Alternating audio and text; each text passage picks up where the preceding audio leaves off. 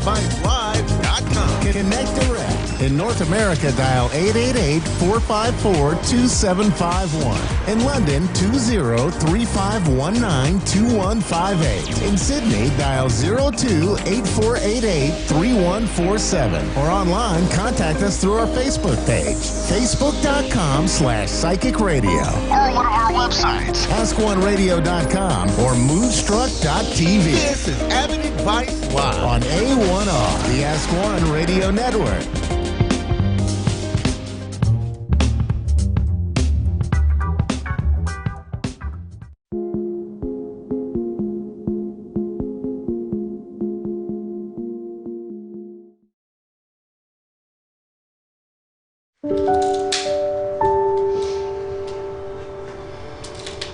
There is somebody's mom here. She directed to you right now. Fee was actually channeling my mother. I have her right now with me. She passed away 3 years ago. She says, forgive me. Hearing from my mom was amazing. What she told you before, 3 days before she passed. That she loves me and that she'll see me soon. She's directing me another woman in the room. Please. My grandmother was my mentor growing up. There's two women that directed by her right now. You and her. She's talking about the man that she was concerned, and she's still concerned, and she asked for forgiveness for that man as well. The man that she brought forward to forgive, that's my brother. She's telling you to stop being weak. Bring more confidence into your life. You know, we're all at different points in our lives. We've all been through different experiences, traumas, excitements, joy. She's proud of you. You're quick in something. You stopped something that was very hard for you to do. You wouldn't think that 10 years ago that I was addicted to drugs. She says, I'm proud of you. Continue. I never stopped asking the universe to show me the way. She's talking about your pain. Let it go. I don't have to have that story anymore. I don't have to hold on to the story of my pain, of my past, of my trauma. Today, I can let it go. Let it go! She said, can you forgive me? Yes. Say goodbye to all things that could stop you to succeed, to feel good, to connect with your soul. Say yes high. Yes. Loud. Yes. Louder. Yes. She's asking you, can you forgive that person? She's directing someone else. She's directing a man. She's directing someone. Can you forgive that person? Can you forgive that person for her? Loud. Yes, I forgive him. Why you do forgive him? She want to know. I forgive him for myself. You are worthy enough to do everything for yourself. Not for anybody else, for yourself. I know that takes a lot from her, but she gives, and she gives, and she gives. She's asking you to be strong, to be powerful, to be connected to your soul. You don't need anyone's affection and approval to be perfect. You are already perfect. Believe in yourself. Yes. Just say, yes, I do believe in myself. Yes, I do believe in myself. Louder! Yes, I do believe in myself. Louder! Yes, I do believe in myself. And I believed in her. We're all from Brooklyn, New York, so there was a very Jewish Italian community there where people's homes were open and they would intermingle and share their faiths, share their food. She's talking about backyard. She's talking about the trees. She's talking about dishes. She's talking about the chicken. She's talking about the chair. She's talking about everything. Please direct her what she's trying to say. Nana's house. Yes, my mom's house. We all lived together. I mean, they lived there with my mom and my dad. They were always together. We were always together, always cooking. She actually made a better chicken parmesan than my mother. Yeah, hers is better. But don't tell her that. Yeah, don't tell my mom that. Don't tell Nana. There is a power in sadness. There is a power in pain, and the power comes when you overcome it. Talking to her really, really helped me, I think. It's definitely gonna kind of just clear my mind of all the negative thoughts that I had.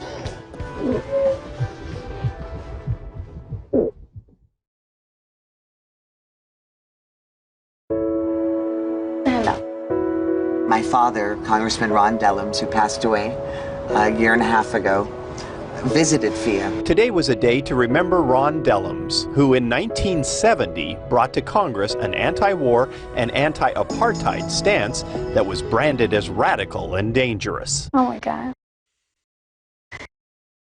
He's asking, do you remember my hand? Oh, yeah. Do you remember what I told you? Yeah. Do you remember why I told you? Yeah. Dellums' youngest daughter, Piper, is proud that her father became an early voice against oppression in South Africa, applying pressure that would one day bring an end to apartheid. You said, take my legacy, take my mantle. You're the smartest person I know. Go into the world and heal the land and do it in your way. You know, Ron never gave up. He never became bitter. He loved people. This is not my hand, this is your dad. He wanted you to tell again, louder, louder and clear, what he told you. I'm passing you my mantle. I'm passing you my anointing. I'm passing it to you. You're the smartest one that I know. Run. There's so much work to be done. Run, run, run and heal the world, and don't stop. Do it in your way. Run, baby girl. Do it in your way. So she's spoken to me like a sister, but also like an angel. He said, I saw you when you cried in front of that candle. Why did you cry? She's given me the faith and trust and support that was being given me by my dad before he left. So she's done this beautiful transition of allowing me not to feel the void of his leaving. I don't know where to go when I'm not speaking with you, or I just don't know how to feel safe in the world without you in it. In the area where I don't have a female in my life, because I don't have a relationship with my mother, and I don't have a sister.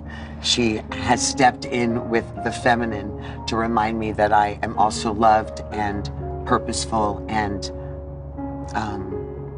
beautiful and worthy, that I'm valuable. It's not just me that tried to basically sending her messages and changing her. So she changed me in so many ways as well. So our silly song goes this way. We are the key to do more than just let it be. The key to our destiny is in the hands of our humanity.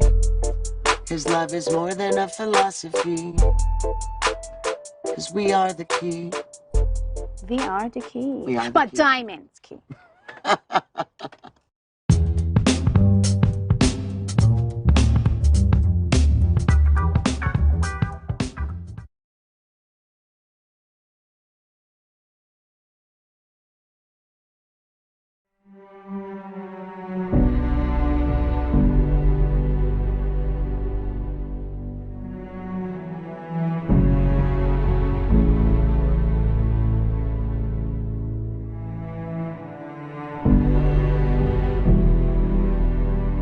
Thank you.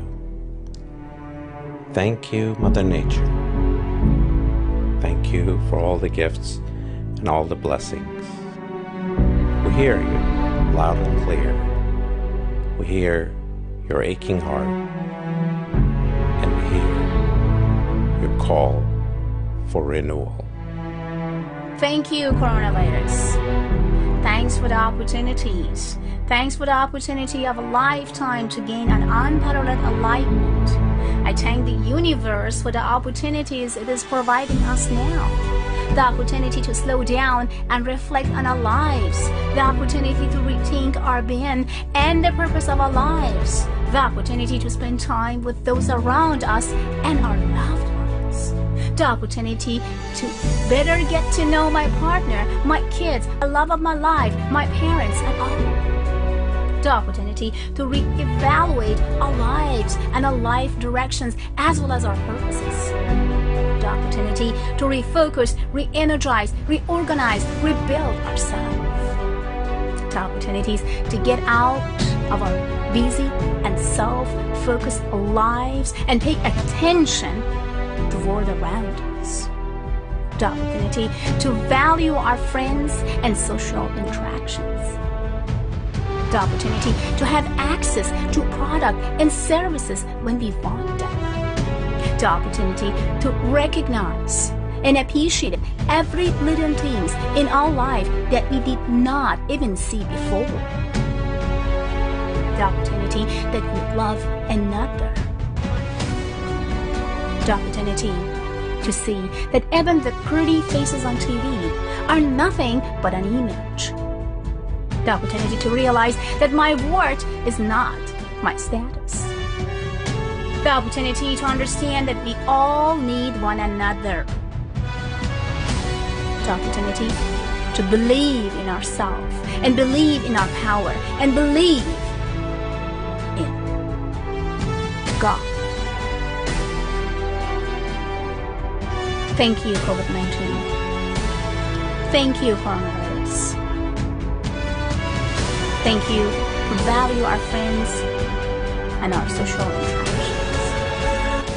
For the opportunity to have access to products and services when we want them.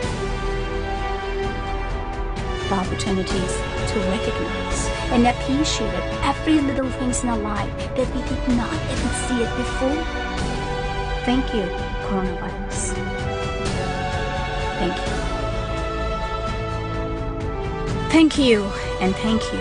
Thank you for allowing us to put aside all our problems. Thank you for stopping us. Thank you so much. Thank you for making us appreciate the luxury we lived in. The abundance of products, freedom, health, wealth, love, and anything we wanted. Thank you. Thank you. Thank you. And thank you, coronavirus. The earth was begging us and begging us and begging us to stop for a very long time. And thank you that you help the earth to breathe, to feel fresh and rebuild herself.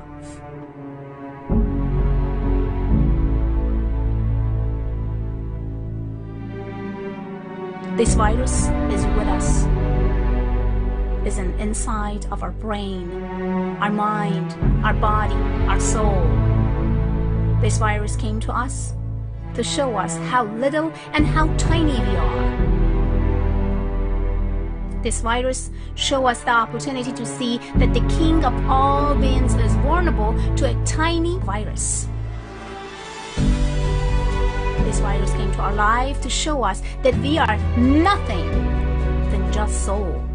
And this virus came to our life to show us to be kind and lovable, to send positive energies and love to others. Thank you, coronavirus. I thank the Mother for providing us with an opportunity to listen to it again. I thank for the second chance for renewal and refreshment and replenishment.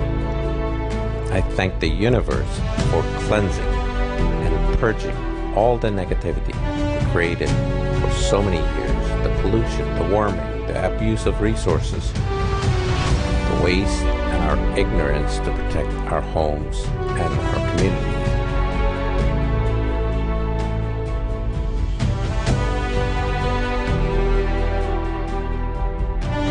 The nature is acting and reacting to our misguided ways. Isn't it time for us perhaps take a page from the lesson to recognize what's around us? Thank for the blessings that are coming our ways each and every day. I trust the universe to guide me, protect me, and direct me to being better than the day before. I thank all the gifts that I receive each and every day in my life.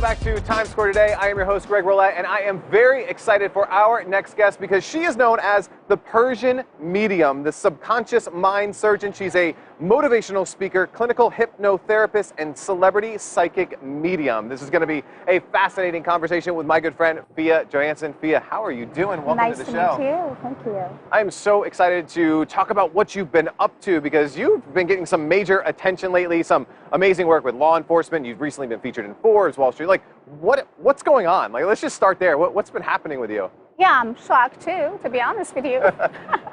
Yeah, I'm honored to be featured on Forbes magazine and also co-authoring with Jack and Phil. And at the same time, I find my purpose. And my purpose was about to help others. And I started my career with law enforcement when I was at the age of 17. And I started in Stockholm. And when I came to US, I feel that I have to do the same because I do have a gift. I could help people, 1 million of them worldwide. Yeah. And why not? They need me and I need them to make them to feel good, relief. And then every families who reached out to me because of their missing persons, because of a lot of other individual cases, the most important part was if I can bring any relief and any happiness to them. Yeah. Which for me was a blessing when I could feel that I could at least actually give them some closure for their thought, their emotional feelings, and then, you know, connection with themselves again. Exactly. Yeah, families, we need a lot of that right here, right now, today. Why do you think this is all happening now, right? Was it a certain case? Was it just you saying, I need to break? Like, why is all this attention coming your way now? The books, the media, the new business, like, why now? I've always been around media. But this time, because of a couple of cases that I can't mention because of the security reason, I've been very known. And those cases been kind of huge cases. And Forbes got attention. That was a blessing. Yeah. And that was the feeling actually that I had. And then they reached out, they wanted to feature me. And then after that, everything. And I'm actually going to be featured on Wall Street Journal in July. Wow. So I had an interview with iHeartRadio today. They reached out after they saw Forbes. And it was amazing. People ask me, are you just finding missing people? Or are you kind of like just working with the law enforcement? No, I don't. I actually work with individual cases with people, like when people want to talk to me and communicate with me, ask me about anything and everything. Yeah. It could be their love life, it could be their investments, it could be any other type of the cases, like as a business entrepreneur that they do have. So that's what I do. Actually help them So out. when does someone seek out a medium? At what point in their journey, whether it's for a missing person, for a loved one, for like their own life, when do they seek you out? Are you the last resort to help give me closure to the case, or are people starting to really see the value in bringing you into a case early? Definitely when all the cases are starting, so they know already about like what's going on around that case. But sometimes it's very hard to put all the puzzles together to find that specific person or that specific crimes. So that's why, especially cold cases, so that's why when I came in the middle, I'm receiving those messages, I'm connecting, and at the same time, I help them to put more puzzles together and more communication with people, and that would make them to succeed faster. Now, is this something that law enforcement has been using for forever? Is this something new to them? It's not something new. CIA actually used psychics for so many years, and also other law enforcement also using psychic. Google using psychics, and but it's not every person. So you have to have a talent, you have to have a gift, and they are not a joke. If you are not deliver, if you are just pretending or acting, nothing good is going to happen. So you have to have the gift, you have to have a talent, and they want to see the proof and test. Yeah. And believe me or not, you know, I think and I believe so strongly, law enforcement, they do have some psychic abilities by themselves because they knew what's going on, but they're not really believing in their inner voice or their thought and subconscious until they get in connect, example, with me, and I'm just like, well, you already found it, but you pass it down. Why? Because you doubted about it. So we do all have, we are based on energies. We pick up energies, we're receiving energies, but we have to listen and we have to connect with that energies. What do you think it is that makes you unique? Like, why do they bring you in for these cases? Because I'm stubborn and because I'm telling law enforcement what to do and not to do. And if they are not listening, I'm getting out from the room. And they know me. People who actually worked with me in the past, they know I'm real and I'm serious. People who may just shaking hand with me just because of other sources that have been interviewed or introduced by. So then they kind of like, it takes time for them, maybe about 24 hours or 48 hours to get to know me. After that, they would say, well, whatever you says, yes, we do. I love that. And the stubbornness is taking you to really good places right now. I love it. Where do you want this to go? Like, so the writing the books, the getting the attention, working with law enforcement, working with, like, where do you see yourself growing this? I have no roof. There's no roof for me. And as long as I can help other people, that's exactly what life is. I mean, I think I do have a gift just because of one purpose. Just be there for people and let people bring love and happiness to you. And as long as I know and I feel and I breathe, I would love to help as many as I can. So people who want to talk to me about their personal issues, because I'm a clinical hypnotherapist too, so I'm removing addiction, any type of addictions with hypno. Yeah. I'm also actually having master degrees, psychologist master degrees from actually University of Stockholm.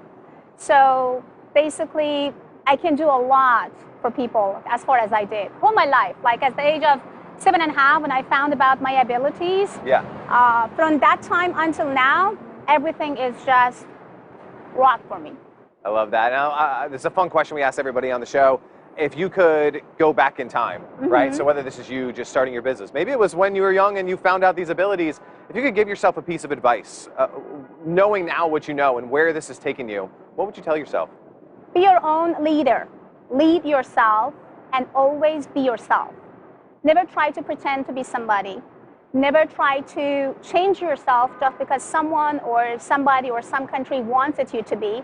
Bring your unique personality. Tap into your talent and energies and just bring inspiration to people. When we are sending love and inspiration, we are receiving the same. Yeah. So just be yourself, be happy, and be thankful. I love that. Now, if someone is watching this right now, and I know they are, and they're like, I need a Persian medium in my life, I need her to help my organization, like, where can they learn more? Where do they see how you can actually help them? I do have a platform named Avid Advice, Okay. AVID. advice, abidadvice.com. So people can reach out through my abidadvice.com platform. I do have Instagram, Persian Medium, basically. Just type Persian Medium. Love it. I have over 1,200,000 followers already, so I would love to have more followers. So, and also abidawakening.com is my place in Corona Del Mar, Newport Beach. Okay. But right now the waiting list is about like February 23rd, 2020. But people who would love to meet me face to face, I would say go to fiona@abidawakening.com, send an email, and I will be there for you in no time. Lots of different ways to learn more, lots of different ways to contact you.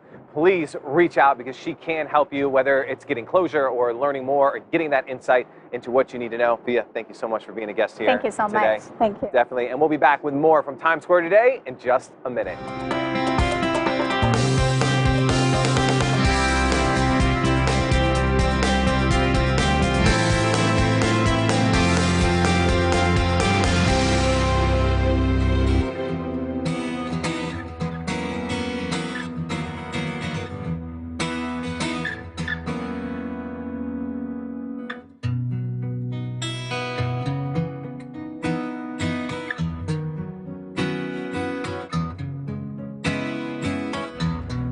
Welcome to Abid Awakening, a beautiful, gorgeous wellness center who will adjust you mentally, emotionally, and physically.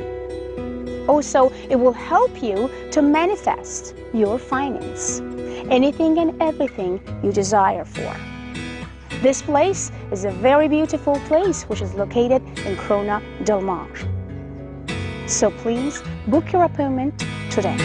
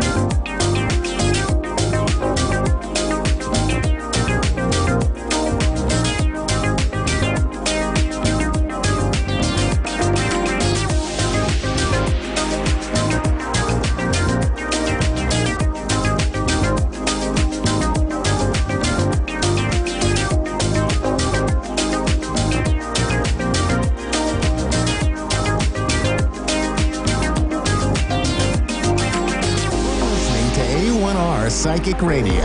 Earth's #1 psychic radio network, and watching Moonstruck TV, enlightening television. Welcome. Time for the Aussie Goddess. Live from theaussiegoddess.com. Connect direct. In North America, dial 888-454-2751. In London, 20-3519-2158. In Sydney, dial 02-8488-3147. Or online, contact us through our Facebook page, facebook.com/psychic radio. Or one of our websites, askoneradio.com or moonstruck.tv. This is the Aussie Goddess on A1R, the Ask One Radio Network. Hello, everyone, and welcome to the Aussie Goddess TV show. Sorry, I just never know what to open with. It gets me every time. So thank you for joining me.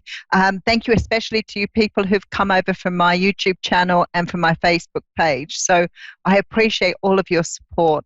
It's been a very tough few months for me, and I've uprooted, moved to a new place, finally got my internet up and going.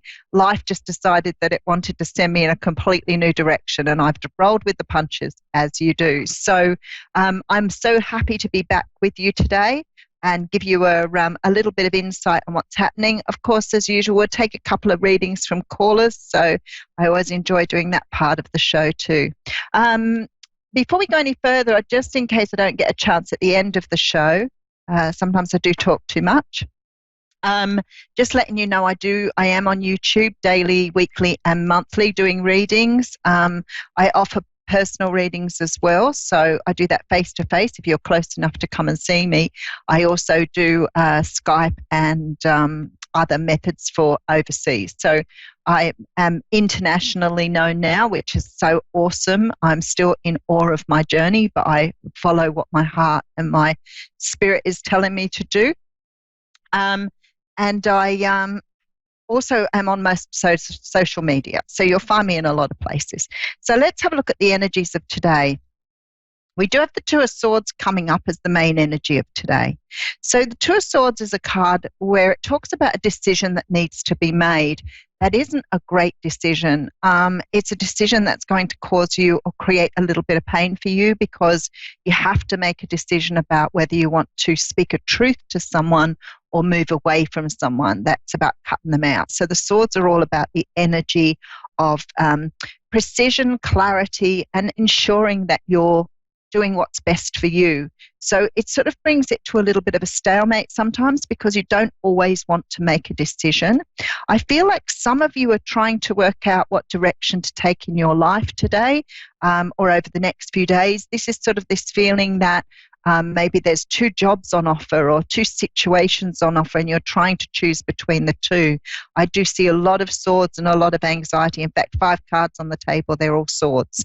So a lot of anxiety, a lot of stress at the moment, trying to make your mind up what you want to do. Now, for others of you, this could be about, just trying to plan out your life path. You may be deciding to either give up work and go and study something. You may be looking at walking away from someone. I see a variety of things here for people. But the main thing here is this is about you speaking your truth. This is about you speaking up for what you truly believe in and what you feel is really important here. As I said, for some of you, this is about walking away from someone or cutting someone out of your life. So you could have a very difficult decision to make. This could also be around your family as well. So a lot of stress for you, a lot of sleepless nights worrying about how to go about this, but trying to make sure that you're making this decision for the best reasons. Now, what I do want to say to you is, for some of you here, you've perhaps been holding on to something too tightly. So perhaps you're trying to let go of something, something that's sort of held you in place. Again, coming back to a relationship, but certainly wanting to, it could be for some of you holding on very tightly to your money and not having an opportunity to move in a new direction. But I feel here that there's sort of like very much an energy here of you taking your power back. Whatever this is, this decision's going to help you become more self-sufficient, more understanding of yourself and the way you think about things and what you want in your life.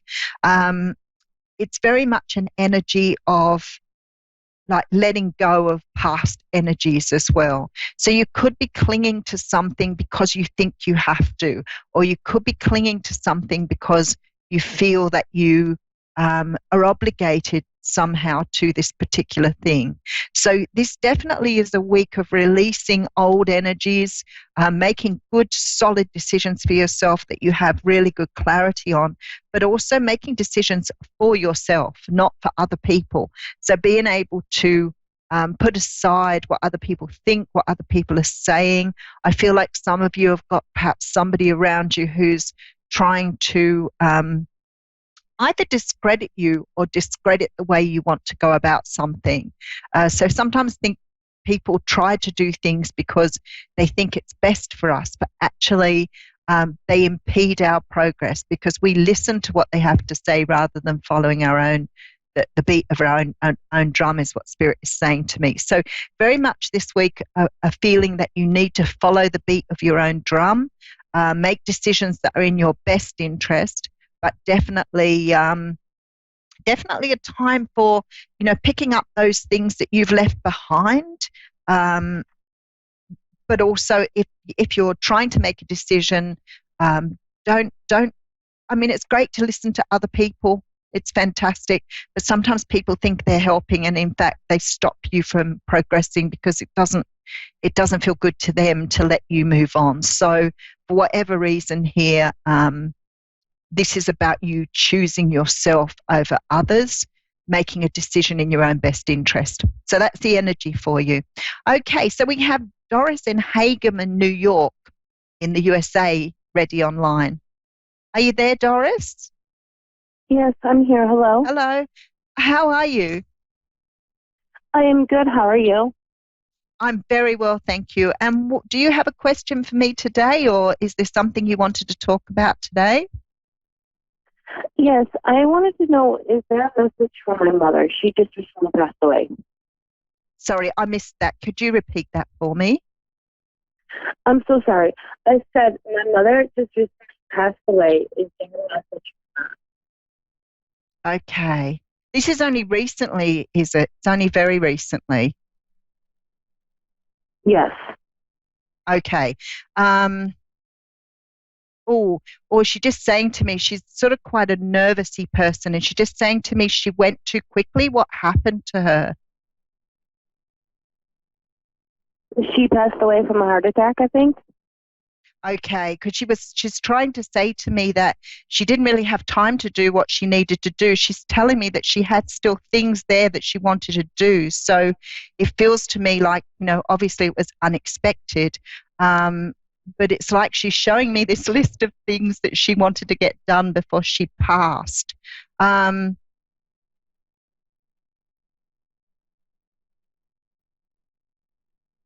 Okay. Was there somebody around you that's pregnant at the moment? Not that I know of. Okay. All right. Then there must have been something that she wanted to do or bring out or rebirth. So I'm trying to get this, what she's trying to say to me here. Because it feels to me like she wanted to say or do something and she didn't get an opportunity to do that. And she's quite anxious to get this across now. So I'm trying to work out exactly what she's trying to say to me. Was there some unfinished business? Did you have something planned between you? Yes. You did? Okay. Whatever this is, it sort of, she's feeling like she wasn't able to finish something with you or conclude something or work something out with you. So I'm not quite sure what that means to you, but she's saying here she wished she had the time because she feels like there was so much more to say to you and she didn't get that opportunity. Okay. Okay. There is, I don't know if she wasn't good at expressing herself because there's a great deal of love and compassion for you here, but I feel like she never really got the opportunity to show you exactly how she felt. So it's sort of like she feels a little bit sort of like she's got ripped off basically, but she feels like quite an anxious person. So it's like she's very, she's very frantic trying to get this message across at the moment. So something she wanted to say to you that she didn't get to say. Okay. Okay, so let me just get into the energy a little bit more.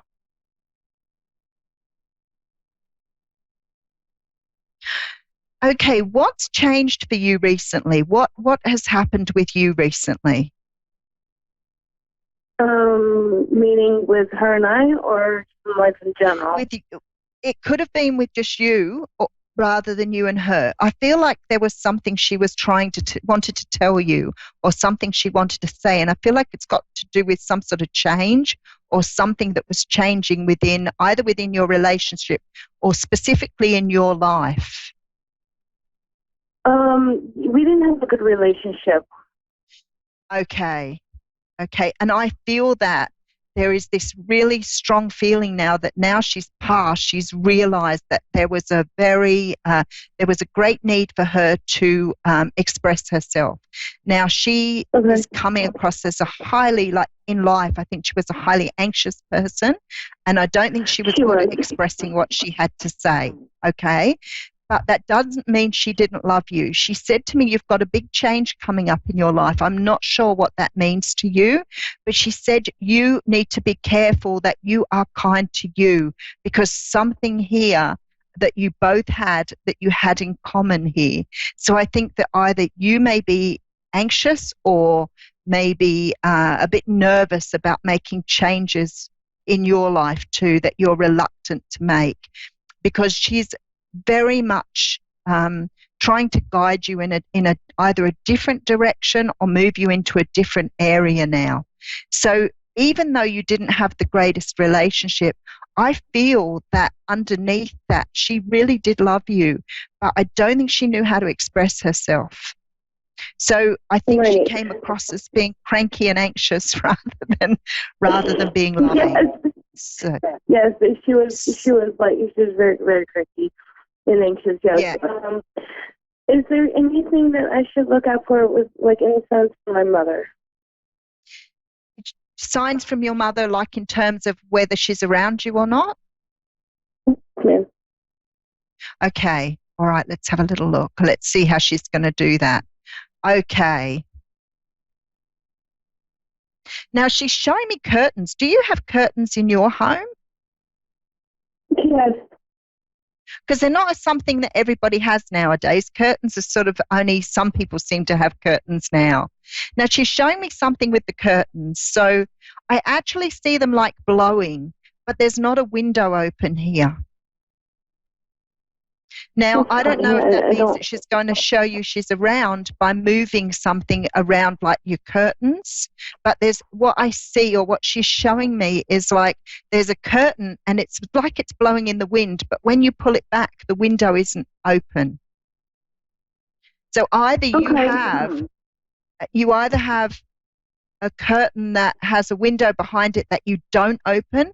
Do you have a curtain in your house where the window doesn't open for some reason, like a fixed window? Not really. I mean, like, all my windows are open. I mean, I've access to them. All right. So next time you see the curtains blowing, if your windows aren't open, that is your mother. Thank you so much for this information. You are very welcome, but I think you need to understand, even though your mother didn't show you love like perhaps you thought she should, I think she loved you a lot, but I think she had very, very bad anxiety and troubled about her own self. So probably a lot to do with her own childhood. So she did love you very, very much, and she is a little concerned about something that's coming up for you. So just follow her messages. She'll try and get you to move in the right direction. Thank you so much. You're very welcome, Doris. Much love to you. Love and light. Thank you so much. Thank you. You're very welcome. Okay, so we have Ashley in Chicago coming up next. So Ashley, are you there? Yes, I'm here. Hey, how are you going? Good, how are you? I'm very well. We have a lovely clear line. So what can I help you with today? So I'm actually making a very difficult decision right now with my relationship, and I was just wondering if you could provide some insight with what you saw. The funny part is I've just done a daily reading for people, and it was all about making a decision that was very difficult. Okay, let me just get into the energy a little bit. Sure. The thing is, you've been thinking about this for a long while. This is not something that you're taking lightly. Correct. I feel that it's probably you're quite tired from overthinking it as well. And I feel that you've either been researching things or trying to work out what's going on with the relationship. So there seems to be a bit of a divide. So what's going on for you? Are you actually, have you both been talking about separating or both been talking about going in different directions? No, definitely not on his aspect. It's definitely on my aspect, talking about going separate directions. We have done the marriage counseling in the past years ago, and we're kind of at the same point again. And it's just kind of more on my end where I'm just, like you said, tired. And he has... Yeah, that's what I said. I can feel how tired you are. That's the overthinking, you see, because when you're not making a decision, you go round and round in your head, and actually we don't realize sometimes how exhausting that truly is. I actually feel too that you're bottling your emotions up a lot at the moment. I can feel your emotions right under the surface. So to me, you're just almost like you're just holding it together at the moment. You're ready to sort of, you're ready to fall apart. So I feel that this is something that you've already decided. Your soul, your spirit, your higher self is already trying to talk to you about what you need to do. But it's sometimes we tend to follow our ego, and we tend to sort of go with the, we need to take care of our family, we need to take care of, our financial situation, and we tend to sort of move towards that. And I feel this is like the energy you're giving off at the moment, where you're going backwards and forwards between what you truly want and what you feel the world around you is best if you do. Absolutely. Yeah. So I feel quite strongly that you've already made the decision. It's just now putting it into place. Now, you're a very practical person, so you'll need to do things in a way that feel comfortable for you. So don't rush anything. Don't do anything in a way that's going to make you feel like you regret, because I have this strong feeling that you're the type of person that thinks things through, does things in a very orderly way. But when it comes to something like this, you're not sure if you should just cut and run. And I don't want you to do that. I want you to do it in the way you need to do it, because if you cut and run, you're going to regret what you do a little bit later. And I don't mean that in a negative way, but you're going to question your own motives, and that's going to make you feel very sad. And then sometimes we go backwards rather than just going forwards. I feel it's like you're flogging a dead horse. Okay, so that's the energy I've got here. And somebody once said to me, if the horse is dead, get off. But I feel like that you're trying to make something out of something here that's just not going to bring you the satisfaction. Ashley, I feel like you've done a lot of growing in the last few years, and I feel that you are sort of a person that doesn't stop that growth. Like you're always looking for new things to do, and new things to bring into your life. And I feel like you're very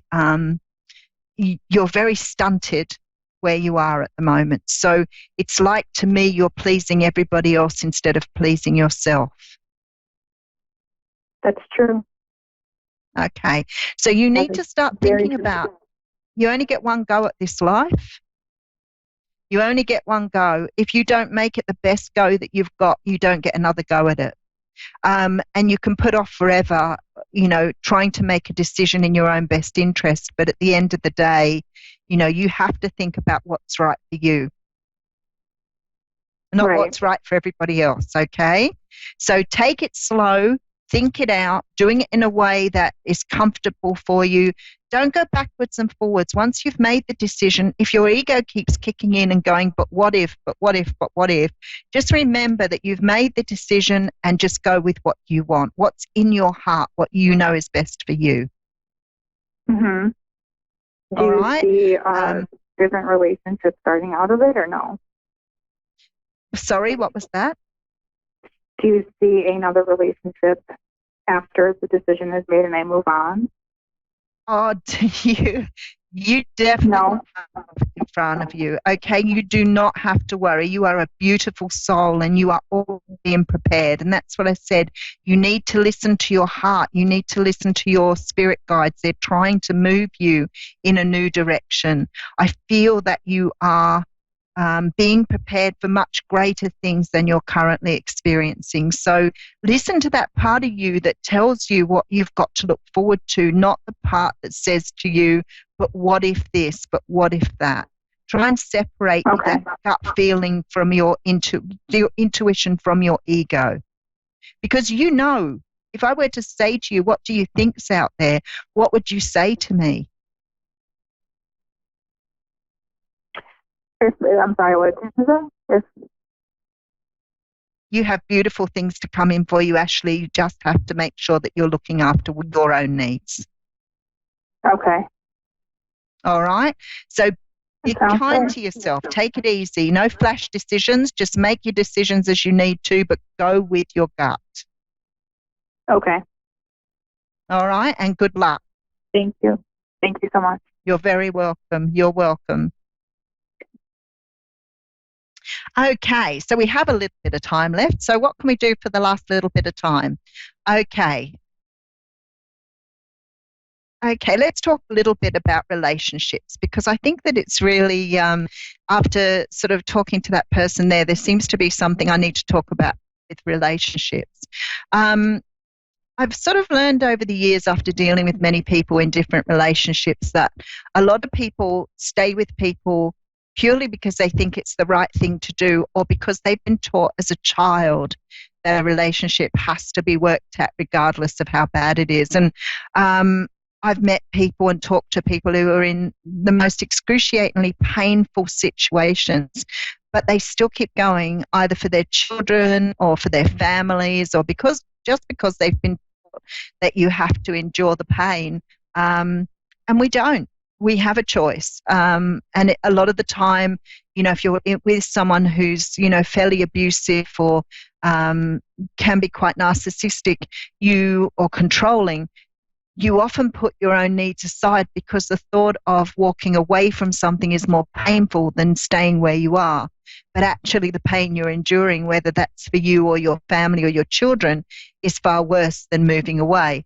And it's such a huge decision because you have to think, how am I going to manage financially? How will I manage with my children? And a lot of the time I speak to people who've been thinking about this for years before they finally take the plunge. It's okay if it's not working and you've tried counseling and you've tried every possible way of approach and it still isn't working. It's not going to work. People can change for a little while, but it has to take great dedication to make sure that you're doing what you say you're going to. So a lot of the time people go, yeah, let's give it another go and we'll do it. And it works because both people are dedicated. But unless both of you are dedicated to that, it just isn't going to work. And after a while, trying to find the things that brought you together in the first place are very hard to find. So I always think when, people are talking to me about, how tired they are from thinking about it all the time, I think sometimes you just need to remember to put yourself first.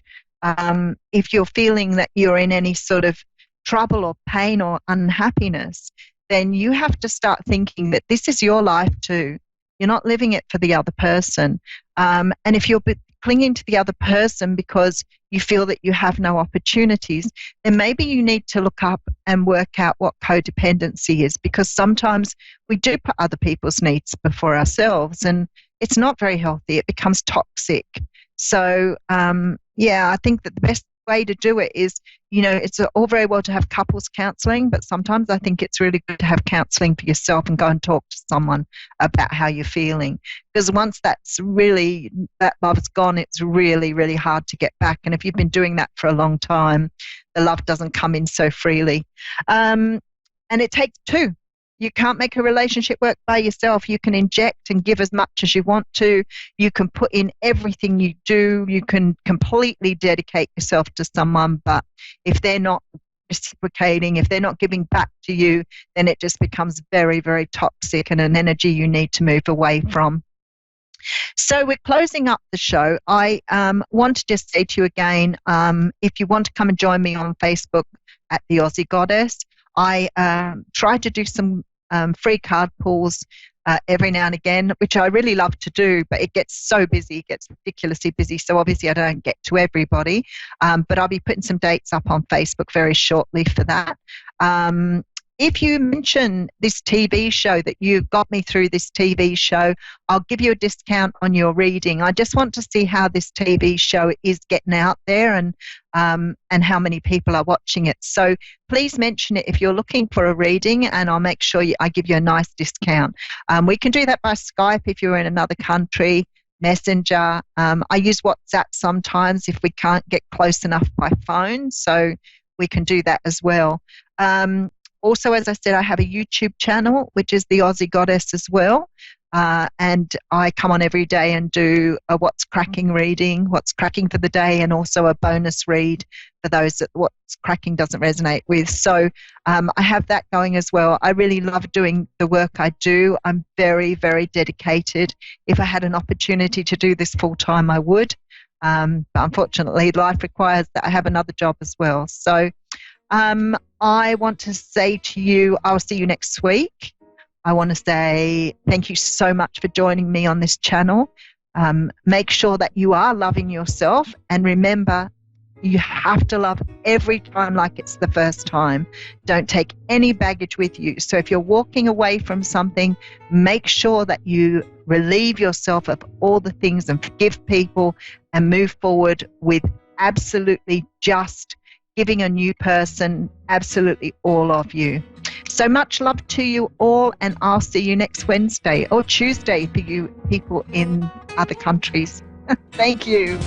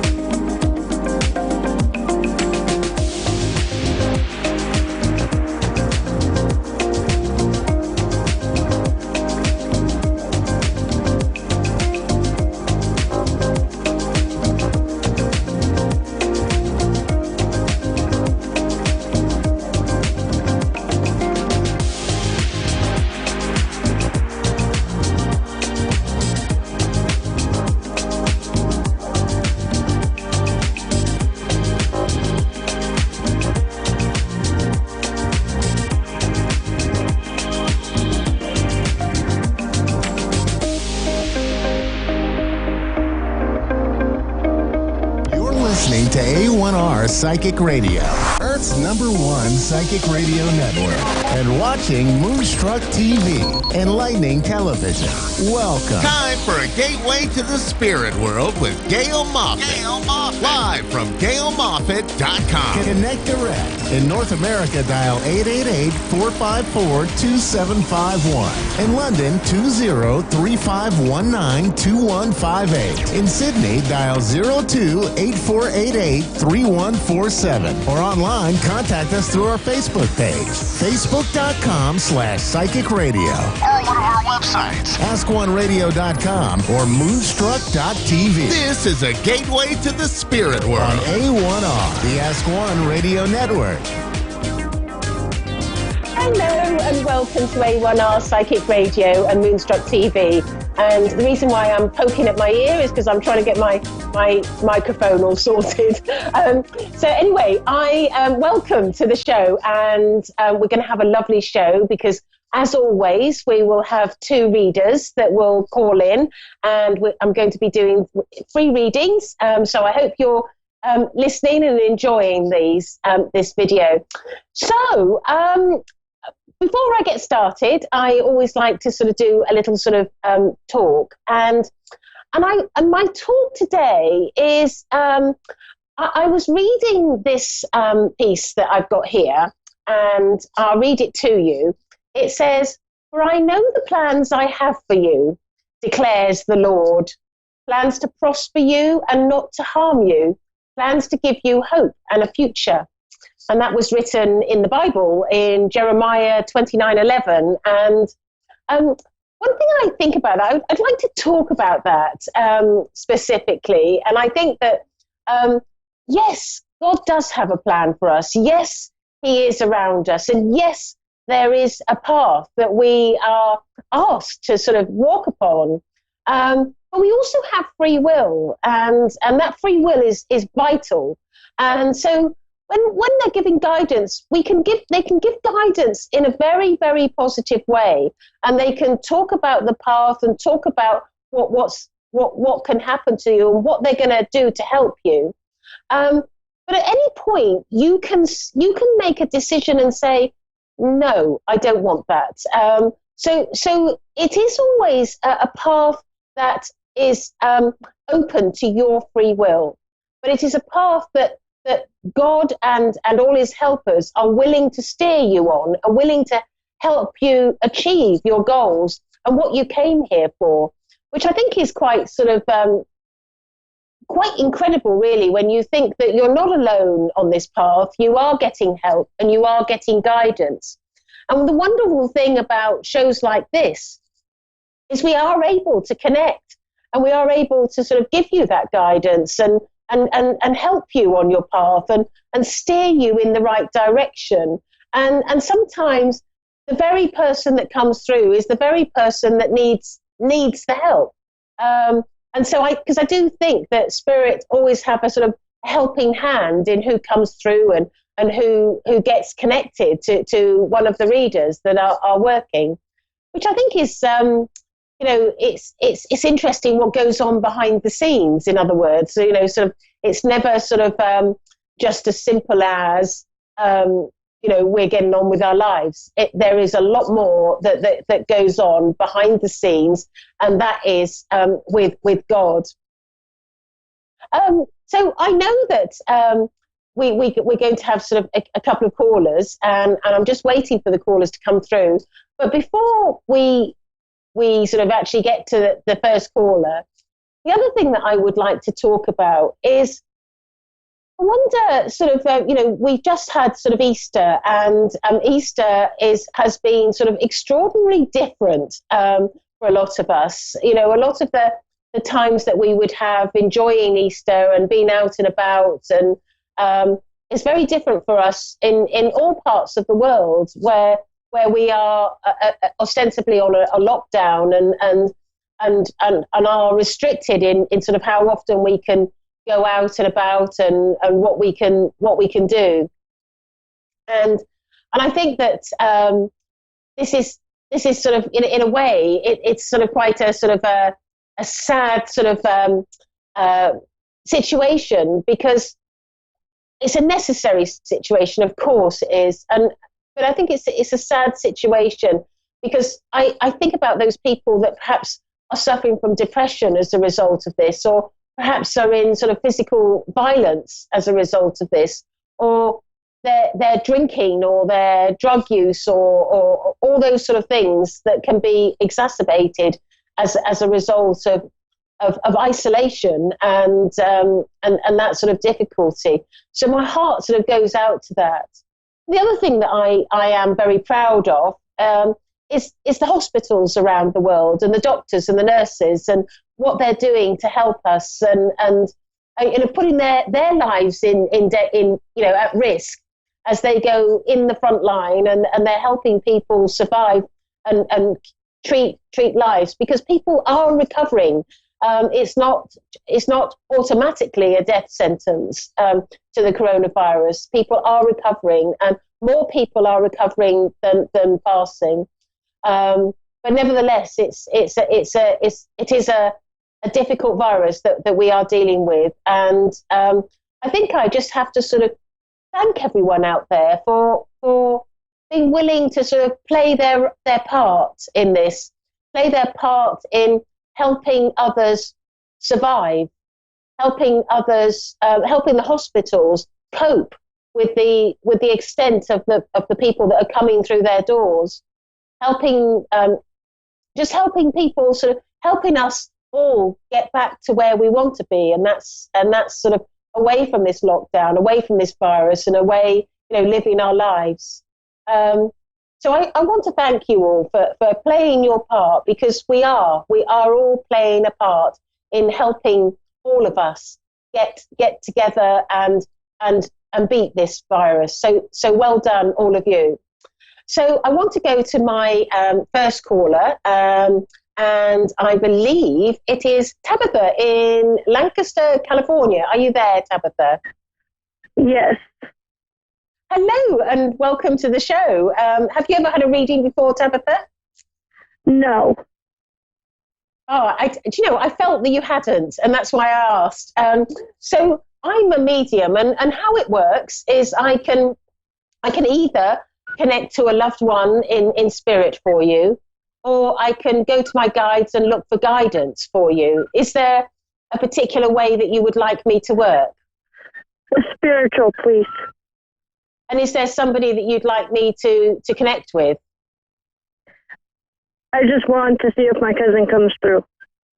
Your cousin, okay. Well, I generally, it hasn't failed me yet. If somebody asks for somebody particular, I can generally get them, but I'm sure there'll come a time when it does fail me.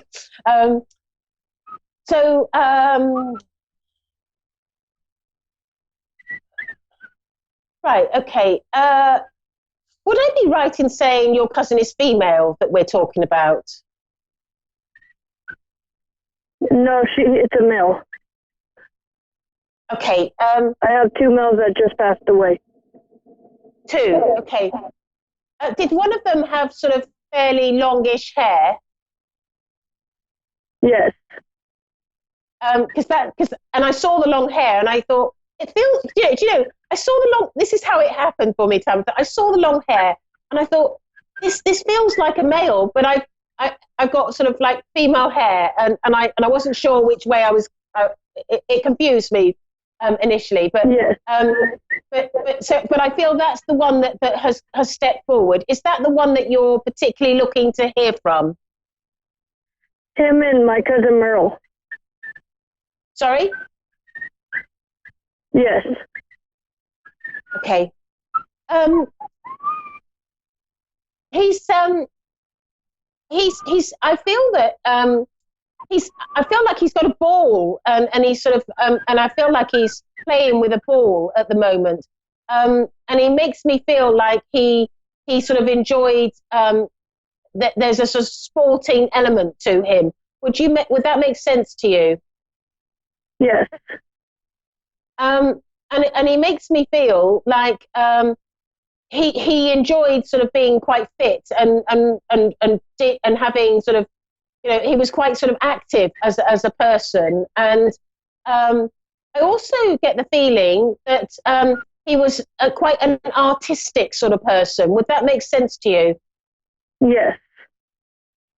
And when I say artistic, would it be literally art, painting, or?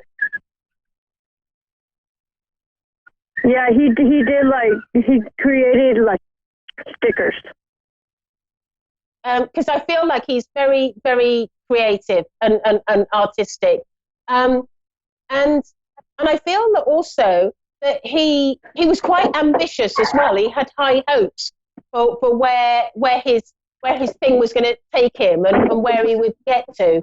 And I get the feeling that this is something that's happened to him that almost like wasn't expected to happen. It doesn't feel. It feels like with him that he didn't mean for this to happen. Would that make sense to you? Yes, you're talking about my dad. Oh, am I? Okay, so I've got your dad. Yeah, it's my dad. He was artistic and he committed suicide. Right. Okay. And then we're like, I felt suicide, but I also feel that he didn't want it to happen.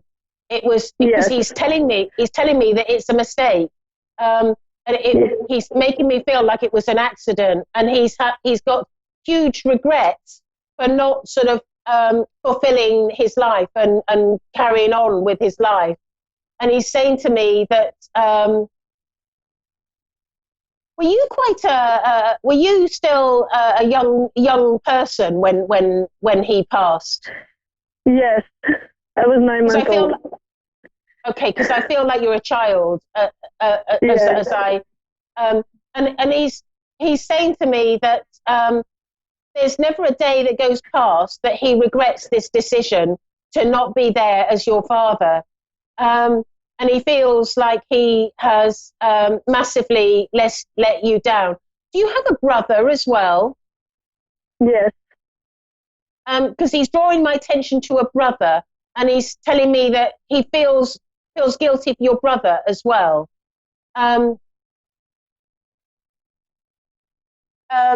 He's also telling me that he worries about your brother.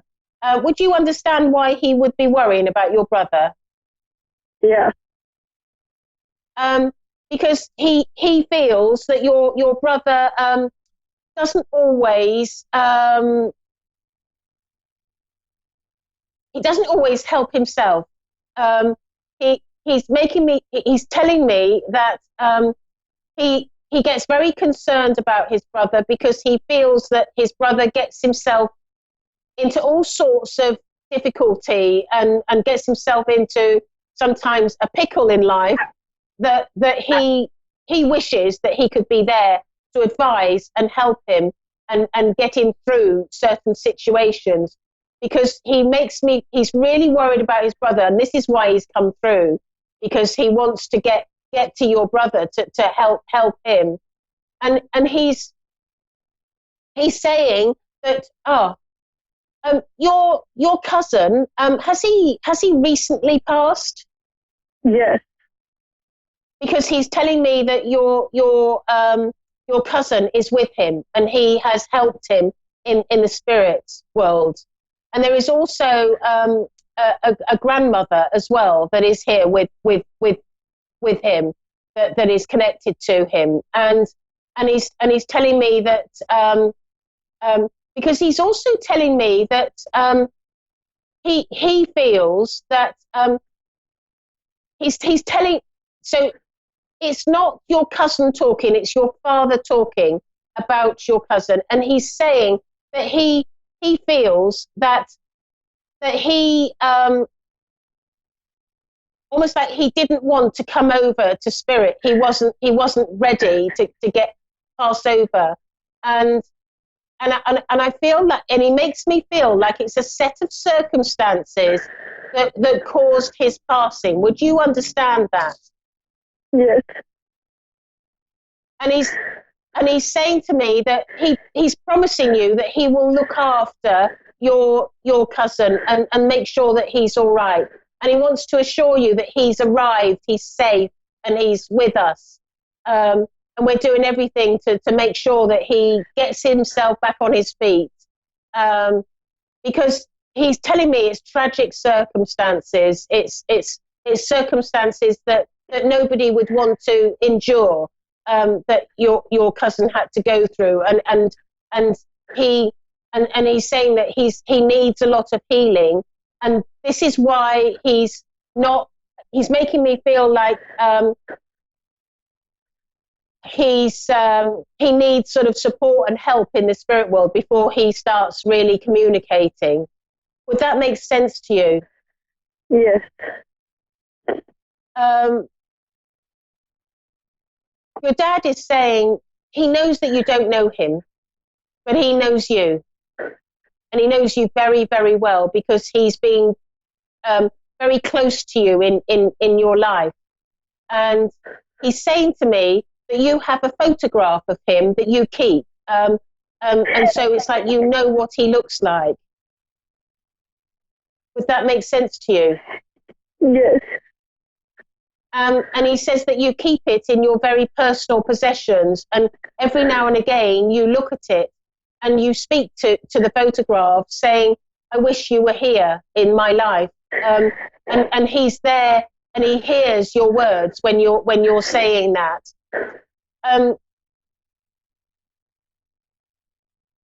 He's also talking about a relationship that you've had that it's almost like I don't know whether this is current or in the past, but he's talking about a relationship where you did a complete U-turn. You were sort of going in and thought, oops, no, this is no good for me, and U-turned and got out. Would that make sense to you? Yes. And he said that was a wise decision. He would have been no good for you, and he's glad that you did that. And he's thanking you for calling in and for taking the plunge to speak. And I've got another caller waiting, but if you want to find me, you can find me on Facebook, and my name is Gail Moffat. So do connect with me there. But I hope that helps, and know that your cousin is all right. He's safe, and your dad is in your life. So thank you very much, Tabitha. Thank you so much. Oh, my pleasure. Right, so I have Jackie in Colorado Springs, Colorado. Hello, Jackie. Hello. How are you? I'm very well, and I've been to Colorado Springs. It's very nice, isn't it? Yes. We just had a snow, so finally having a sunny day today after 2 days of snow.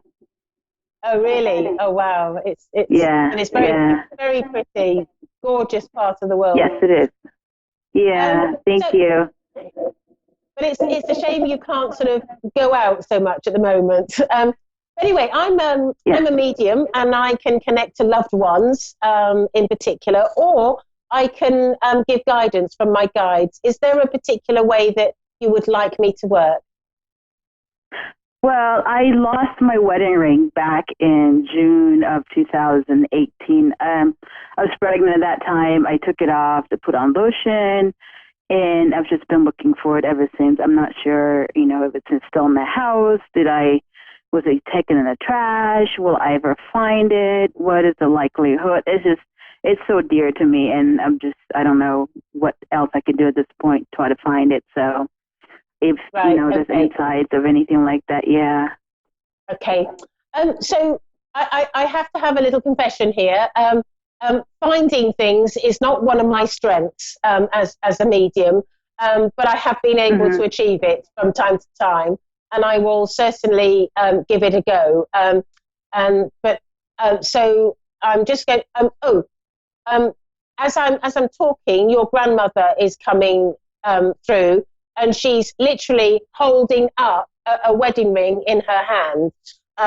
That's not to say it's gone into the spirit world. It's a sort of like she's showing me that she knows where it is. And she's saying to me that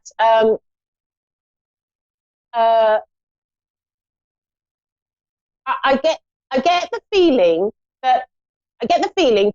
firstly, I feel that it's in the house, and I feel that I'm drawn to a sofa in your home. Which do you think you would have taken it off around the sofa when you're sitting down? Do you remember that? Yeah, well, I know I usually normally take it off on the sofa, but that day specifically I was in the bedroom. But I mean, it could have been, I've been everywhere that same day. I was doing a client's hair and I could have taken it off and then I went somewhere and then, so it's just, I did a lot of things that day. Yeah. Okay. Yeah, it was 2 years ago. She keeps on drawing me to a sofa. And I feel that I need to pull it out completely and look around a sofa or a chair. It's either a sofa or a chair because I'm only seeing a section of it. And okay. And she's saying to me that almost like she's put white light around this wedding ring, so it's sort of protected. But what she's saying to me, it is in the house. You haven't lost it. It's there. And I feel, is it a diamond? Is there a diamond on the wedding ring? And yes. Is it a solitaire? Lots of diamonds on it. Huh? What was that? It's got diamonds on it, did you say? Yes, there's diamonds on them. It's a flower shape, diamond ring, and then a band. Oh, it's my favorite sort of wedding ring. Oh.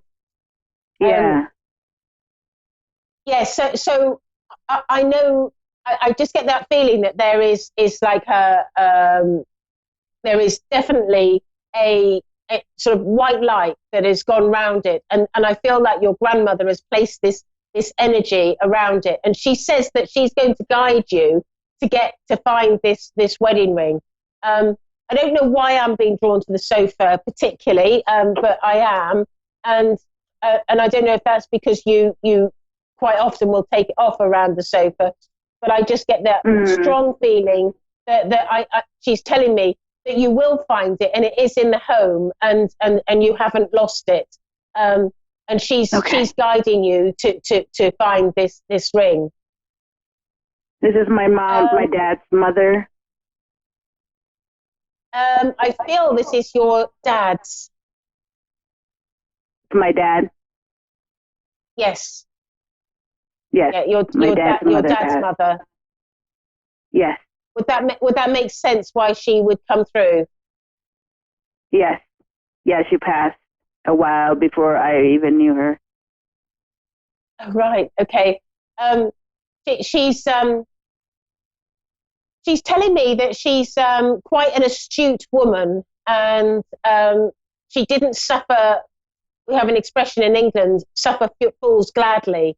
And she's telling me that she didn't suffer fools gladly. She was quite sort of astute about how people were, and she says that she hasn't changed that character. She still is like that, and I feel like there's a reason why she's saying this, about her character, because I feel like it's pertaining to somebody that's in your life that she is wary of. And she feels is not being true to you, and I feel like it's a friend. Would that make sense to you?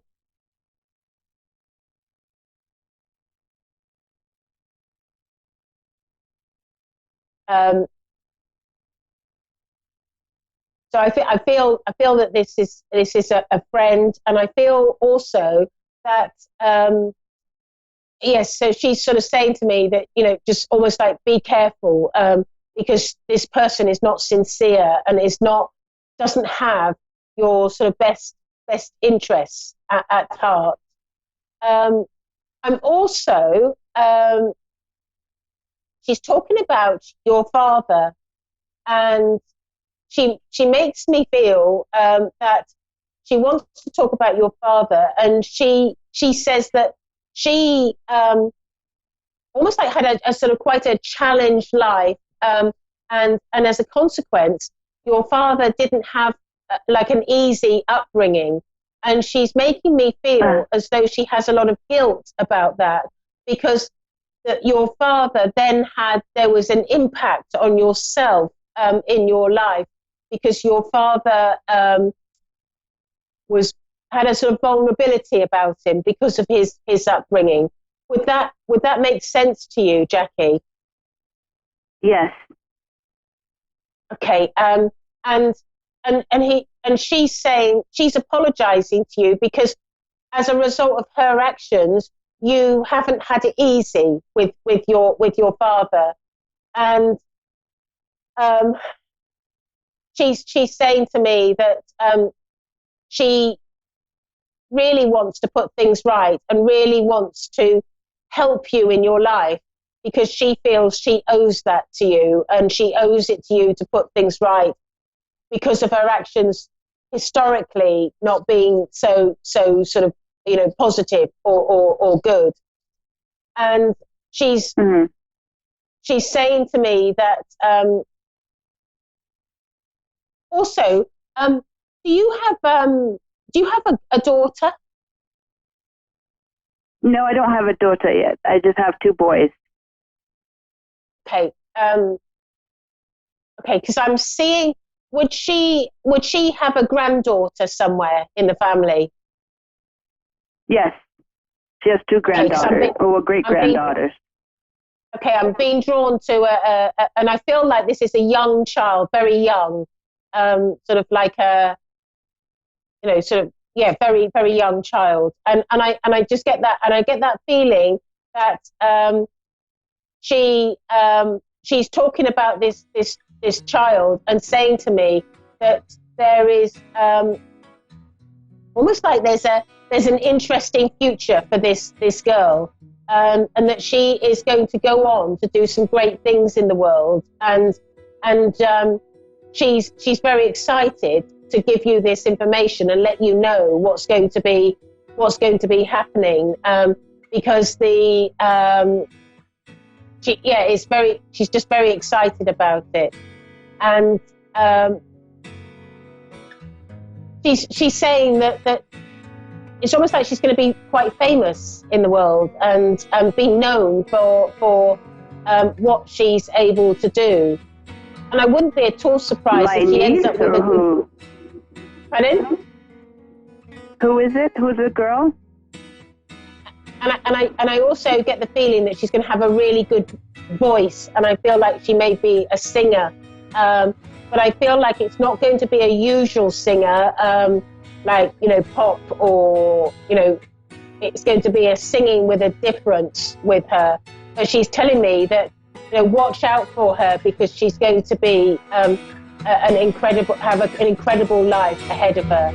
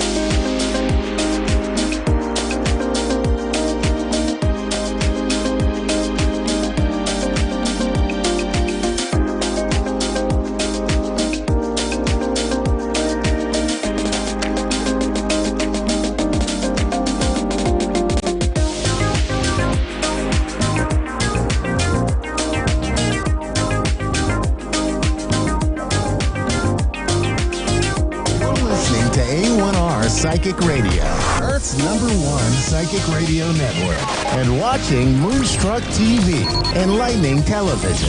Welcome. Time for Angelic Connections with Carrie M. Bush. Live from Facebook.com/Carrie M. Bush. Connect direct. In North America, dial 888-454-2751. In London, 20-3519-2158. In Sydney, dial 02-8488-3147.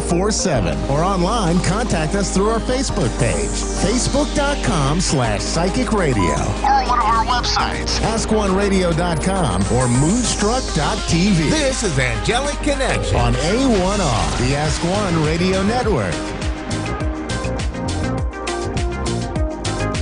Hey everyone, so welcome to Angelic Connections. My name's Carrie Bush and I'm your host for today, coming from the UK. So how is everybody doing? How is your week going so far? Remember, you are the creator of your life. And literally, you can create your week as you wish it to be. You can create a week of positivity just purely by putting that intention out there, by asking the angels to have the most magical week, good news, good fortune surrounding you. And that is exactly what you will attract back into your life. So how powerful is that? So create your week before it's even begun. So on today's show, I feel really guided by the angels to do everybody an oracle card reading before I go to my first caller. So I am using today the Gateway Oracle cards. I love these cards. They're so, so powerful. So I've already asked the angels to pull the cards out for your little reading, your positivity and your angel guidance for the week ahead. So the first card that came out of the pack for everybody is the Renewing Your Life card. Radiant vitality is filling my life. So this card is so powerful. This is about clearing the clutter from your life. This is the clutter, having a good clear out. This is the clutter from your physical being as well as your emotional being. So make sure that you are clearing out anything that does not serve you. This can include things in your house around you. When our house is cluttered, it can really affect our mindset. It can clutter our mindset really, really easily. So this is you coming towards freedom. This is you having a clear out. It could be emotionally. It could be that you have some inner stuff that you need to clear out, that you need to release. But this is going to be the most powerful thing that you can do this week. Have a good clear out. Physically and emotionally, it really, really is going to serve you so, so well. Our second card that came out for everybody is Simplifying Your Life. I cherish the simple pleasures of life. Now, how apt is this? This one really links in with the one before. You are clearing away. You are living a more simpler life. You are clearing all of this old and making way for the new. It's about connecting to your vitality, living in a simpler way, living in the present moment. We can't easily live in the present moment and be positive if we are surrounded by lots of clutter and lots of mess. So this is about getting rid of the old and making way for the new energy, which is just right here. It's here for everybody right now. So it's about simplifying your life, making things easy for yourself and having that clarity around you, having that clear mind around you. And the way that we can easily do that is by clearing our environment. It's so very important, and it really does have a dramatic effect on your life. So our next card that came out for everybody is a Cherishing Self card. And this is I accept and I love myself. So this card is about, again, it's about nurturing, it's about clearing, but it's about looking after yourself. It's cherishing yourself, cherishing your needs, and just taking pleasure in the simple things around you. You know, just making time for you, the things that you enjoy, whether that's to have a cup of tea, a bit of peace and quiet, pampering yourself. It's about nurturing your needs. It's about coming back to the simple pleasures, connecting and savoring every single moment, cherishing yourself and cherishing the moment around you. really connecting to your inner power, really connecting to your authentic self is very powerful. We must be nurturing ourselves. We must be loving ourselves fully. We must make sure that we are our priority right now. You know, we can't pour from an empty cup. So it's so vital that we look after ourselves and we look after our own needs. So don't forget to pamper yourself. Don't forget about how important you are and to celebrate and treasure you. So our next card that came out the pack is the Opening to Love card. And this is My Heart is Open. How powerful is this card? Look at the image on this card. It's so beautiful. So this is your heart space opening. Now, it's so important that our heart space is open. We need to be coming from our heart space. We need to be coming from our love space. When we're not, we are coming from our ego, and often that will trip us up. That our ego is the powerful mind that will tell us that things aren't manifesting, that things aren't going to work out, or things are taking too long to work out. Our heart space will keep us centered. It will keep us in the open to receiving. So on the spiritual path, it is all about coming back to unconditional love. That is what the spiritual awakening journey is. It's about coming back to your inner being, your spiritual being, and the place of unconditional love. So your heart area is opening. If you feel like you have issues around this area and you feel like your heart area isn't as open as you'd like it to be, then work on your heart chakra via meditation. This is going to really simply open you up to love and coming from the heart energy space, which is really vital for manifesting. It's also vital for being happy each day. When you're coming from your heart space, you know, you just feel so, so happy every day. So how powerful is that? So our next card is the Hearing Messages from Spirit. I am a clear channel for messages from Spirit. So again, this is so powerful. This is where we're at right now. It's so exciting. We are the clear channel. We are easily hearing the angels and the divine and source energy right now. You are the messenger. You are the channeler. And all you need to do is you need to ask. And that is as simple as it is. You just need to ask. You invite the angels into your life. Ask the angels, you know, keep the communication as high as possible. Ask, what do you need to know? And they're going to come through and you're going to easily hear messages. So right now is so powerful. You will be hearing messages, whether this is in thought form, maybe in dream state. Dream state is a really powerful way that the angels like to communicate with us. So source energy is very strong around us. The veil is very thin and you are the channel by just inviting the angels into your life. Our next card that came out for us is the Healing the Past card. I step into my future with strength and clarity. So here we go. We have released this past. This past has been holding us back and we are easily releasing it now under this energy. We are moving forward to new beginnings. We are taking a new path forward. And the past is, you know, being washed away from us. Remember, with the past, everything that's happened to us, everything that we've been through was part of our soul's journey. We just don't need to carry the heavy baggage of it forward. We need to let it go. We need to just take the lessons and, you know, leave the rest. Let it go with love. All we need to do is just take the lessons of the past and move forward. If we're too focused on the past in a negative way, it will have a negative impact on your life. You can't move forward easily if you're always going back to the past. So very, very important card for us all this week. We are in high energy for releasing, so we can easily lift this weight off of our shoulders. So that's welcome news for each and every one of us. Our next card is the Expecting Miracles card. I love it when this one comes out. Miracles are blossoming in my life. I love it because we're releasing the past. We're making way for the new. We are making room for new energy to come in, and miracle energy is everywhere right now. You have the power to make anything happen. You really, really do. And those seeds that you've planted, the desires that you've planted, the prayers that you've been putting out are getting ready to bloom. So link into this miracle energy by just expecting it. just expect the miracles. This is the energy that's around you right now. You need to have your arms open to receive.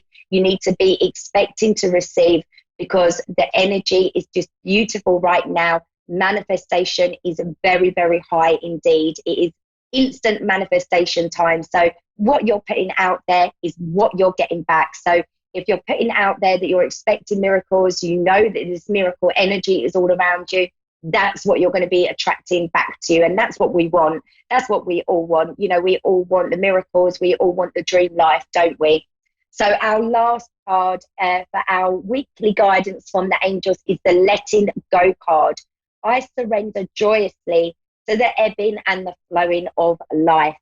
This is wonderful. So where you've released the past, you're moving forward, you're expecting miracles, you go into the flow energy. The flow energy is absolutely what you need to stay in alignment, and it's absolutely what you need to flow in the right direction, to keep the momentum going. Like the fish in this card, they're flowing with the energy. They're not pushing, they're just relaxed, and they're just flowing along with that energy. And that opens the doors to so many miracles coming in. So this is back in the flow of life, because you've let go. You've let go of attachments, and you're letting go of the need to have everything work out, because you're trusting that everything is going to work out beautifully for you, which it is. It really, really is. We've got beautiful energy around us. So get into this flow. Allow life to take you where you need to be. And you're going to find that you get to where you need to be so very fast. So very fast than when you're trying to push against something or make something happen. So what a beautiful reading. I'm really grateful to the angels. It's, you know, we needed that positivity and that direction. And, you know, we're going to have a really, really awesome week, everybody. We really, really are. So I think we have a caller ready. I think we have a Katie from Peterborough on the line. Are you there, Katie? Hi, yeah, I am. Hi, how are you? Yes, I can I'm hear good, you thank fine. you. How Can are you hear you? me?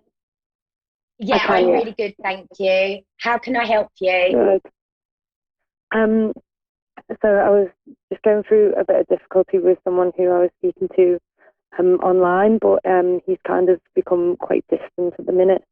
Oh, I'm sorry, if you could just speak up a little bit more. So I didn't hear that. Start again, Katie. Sorry, I've been speaking to him online, but he's become quite like distant at the moment.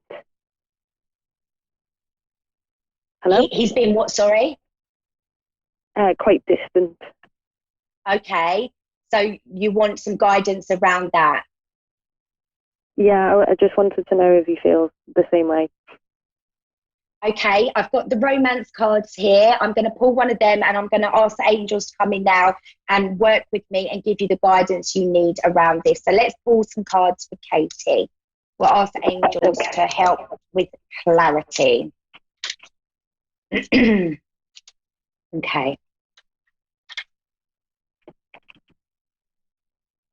Okay, so the first card that's coming out is the releasing your ex card, Katie. So I feel like the angels are telling me that, you know, he is into you. This does feel really good, but there is an ex energy. So you've got energy of an ex around you, Katie, that is holding you back, that's stopping this from moving forward. You get the free yourself card as well that came out. So that definitely confirms it for me, that you are a little bit tied up emotionally. You've been hurt in the past, Katie, by an ex-partner. Would that resonate to you? Yeah. So what's happening here is this new relationship, actually, the angels are telling me that it feels really good, and he has got feelings for you. But what's happening here is that you've got some old energy around you, Katie, from previous hurts in your relationship. So you need to free yourself from these. So right now is a very powerful time where past is coming up and inner stuff is coming up to be released. And what we're finding at the moment is until we work on that area, it's blocking everything else from coming in. So I feel like you also got the express your love card. So this is telling me that this is a nice union. This is good. It feels good. You're really into him, aren't you? You're kind of quite blown away the strong feelings that you've got already. Does that resonate to you? Yeah. Yeah, so you're feeling it, and the angels are saying when you feel it, and it's always real. It's always real because you're feeling that in your heart. But what's happening here, Katie, is it's the past. The past. There's a particular relationship that you had that hurt you, and you kind of put up some walls. There's a little bit of healing needs to happen within your heart chakra, and then this is going to easily move on. So I feel like it's not so much the guy that you're speaking to being distant with you, but I feel like you can't move forward until this is released. So the best way to release this energy is working with the angels, calling the angels in, asking them to help you release your ex. But also there's some brilliant meditations on YouTube that will help you easily do this. Is this kind of resonating with you? Does this make sense when I'm saying this? If the angels are giving me this so strongly for you, so you, as I'm talking about it to you, Katie, you should be feeling this, that, yeah, there is a lot of energy from an ex. Would you say that resonates with you? Yeah, definitely. It does. Yeah, so you were hurt in a relationship and it really hurt you. The angels are saying it took you a long time to recover. So it's not a massive long recovery ahead of you, Katie, but what it is there's still some work that needs to be done here around this area. You've kind of got some walls put up. They're walls of protection that you put up for yourself, which is totally natural, isn't it? When we get hurt, we do put walls up around ourselves. We're human. That's what we do. We protect ourselves. But I feel like this guy has got potential with you. I feel like it's got potential to move forward.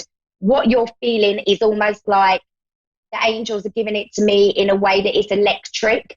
It feels like a magnet that you're pulled to each other. I feel like the guy that you're speaking to started off voicing the same as you, how he felt, and now he's pulled back a little bit, if that makes sense.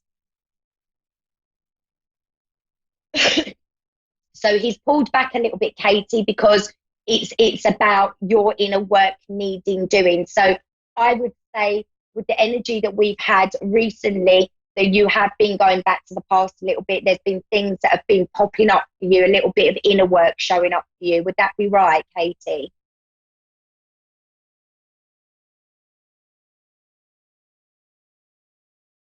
Oh, hang on. I think we've lost her for a moment. We'll get her back.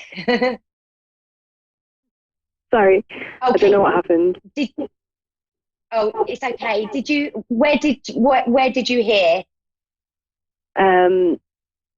That I think that you were saying about what my angels were saying, basically.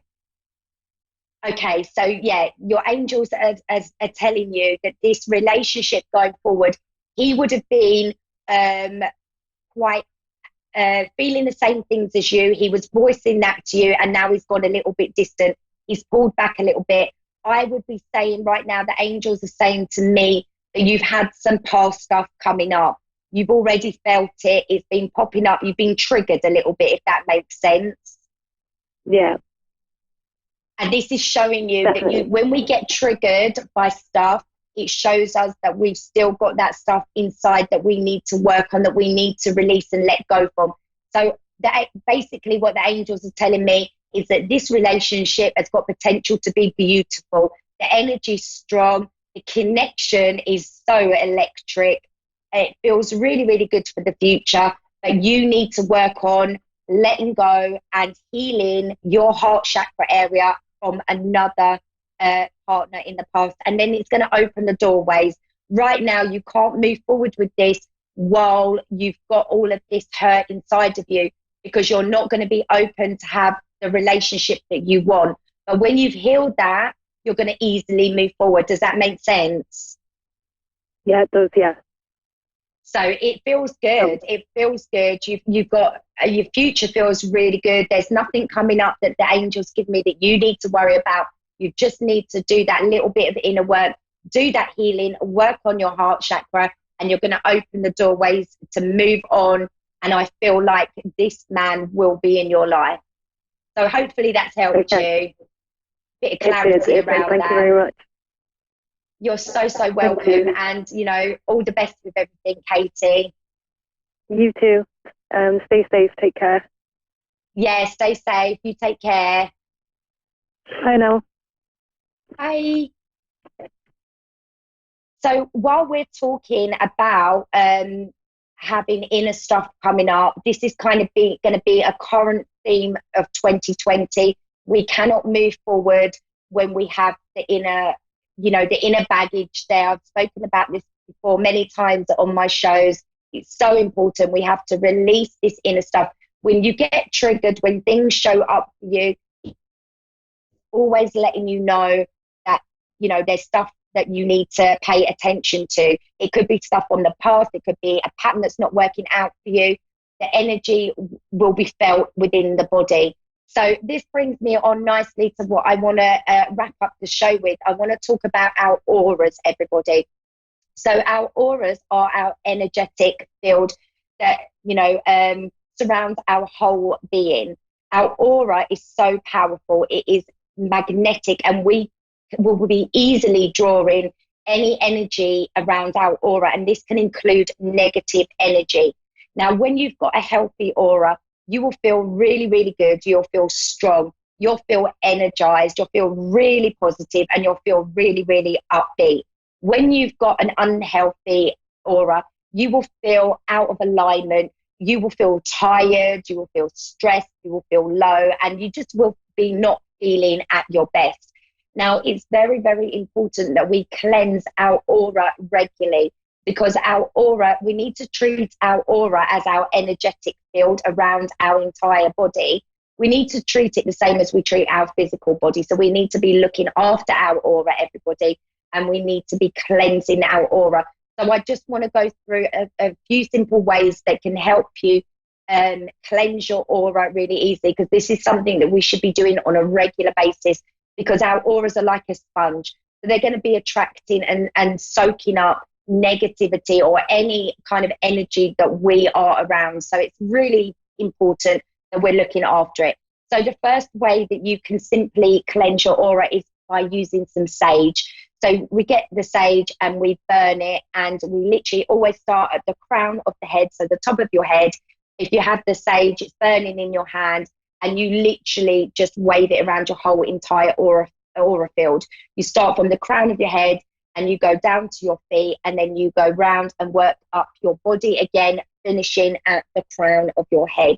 This is a really quick way to cleanse your aura field. You should be doing that regularly. At the moment, with the energy being so intense, you know, it should be every couple of days, really using one of the ways that I'm going to talk about to cleanse your aura. Another way to easily cleanse your aura is by having an aura bath.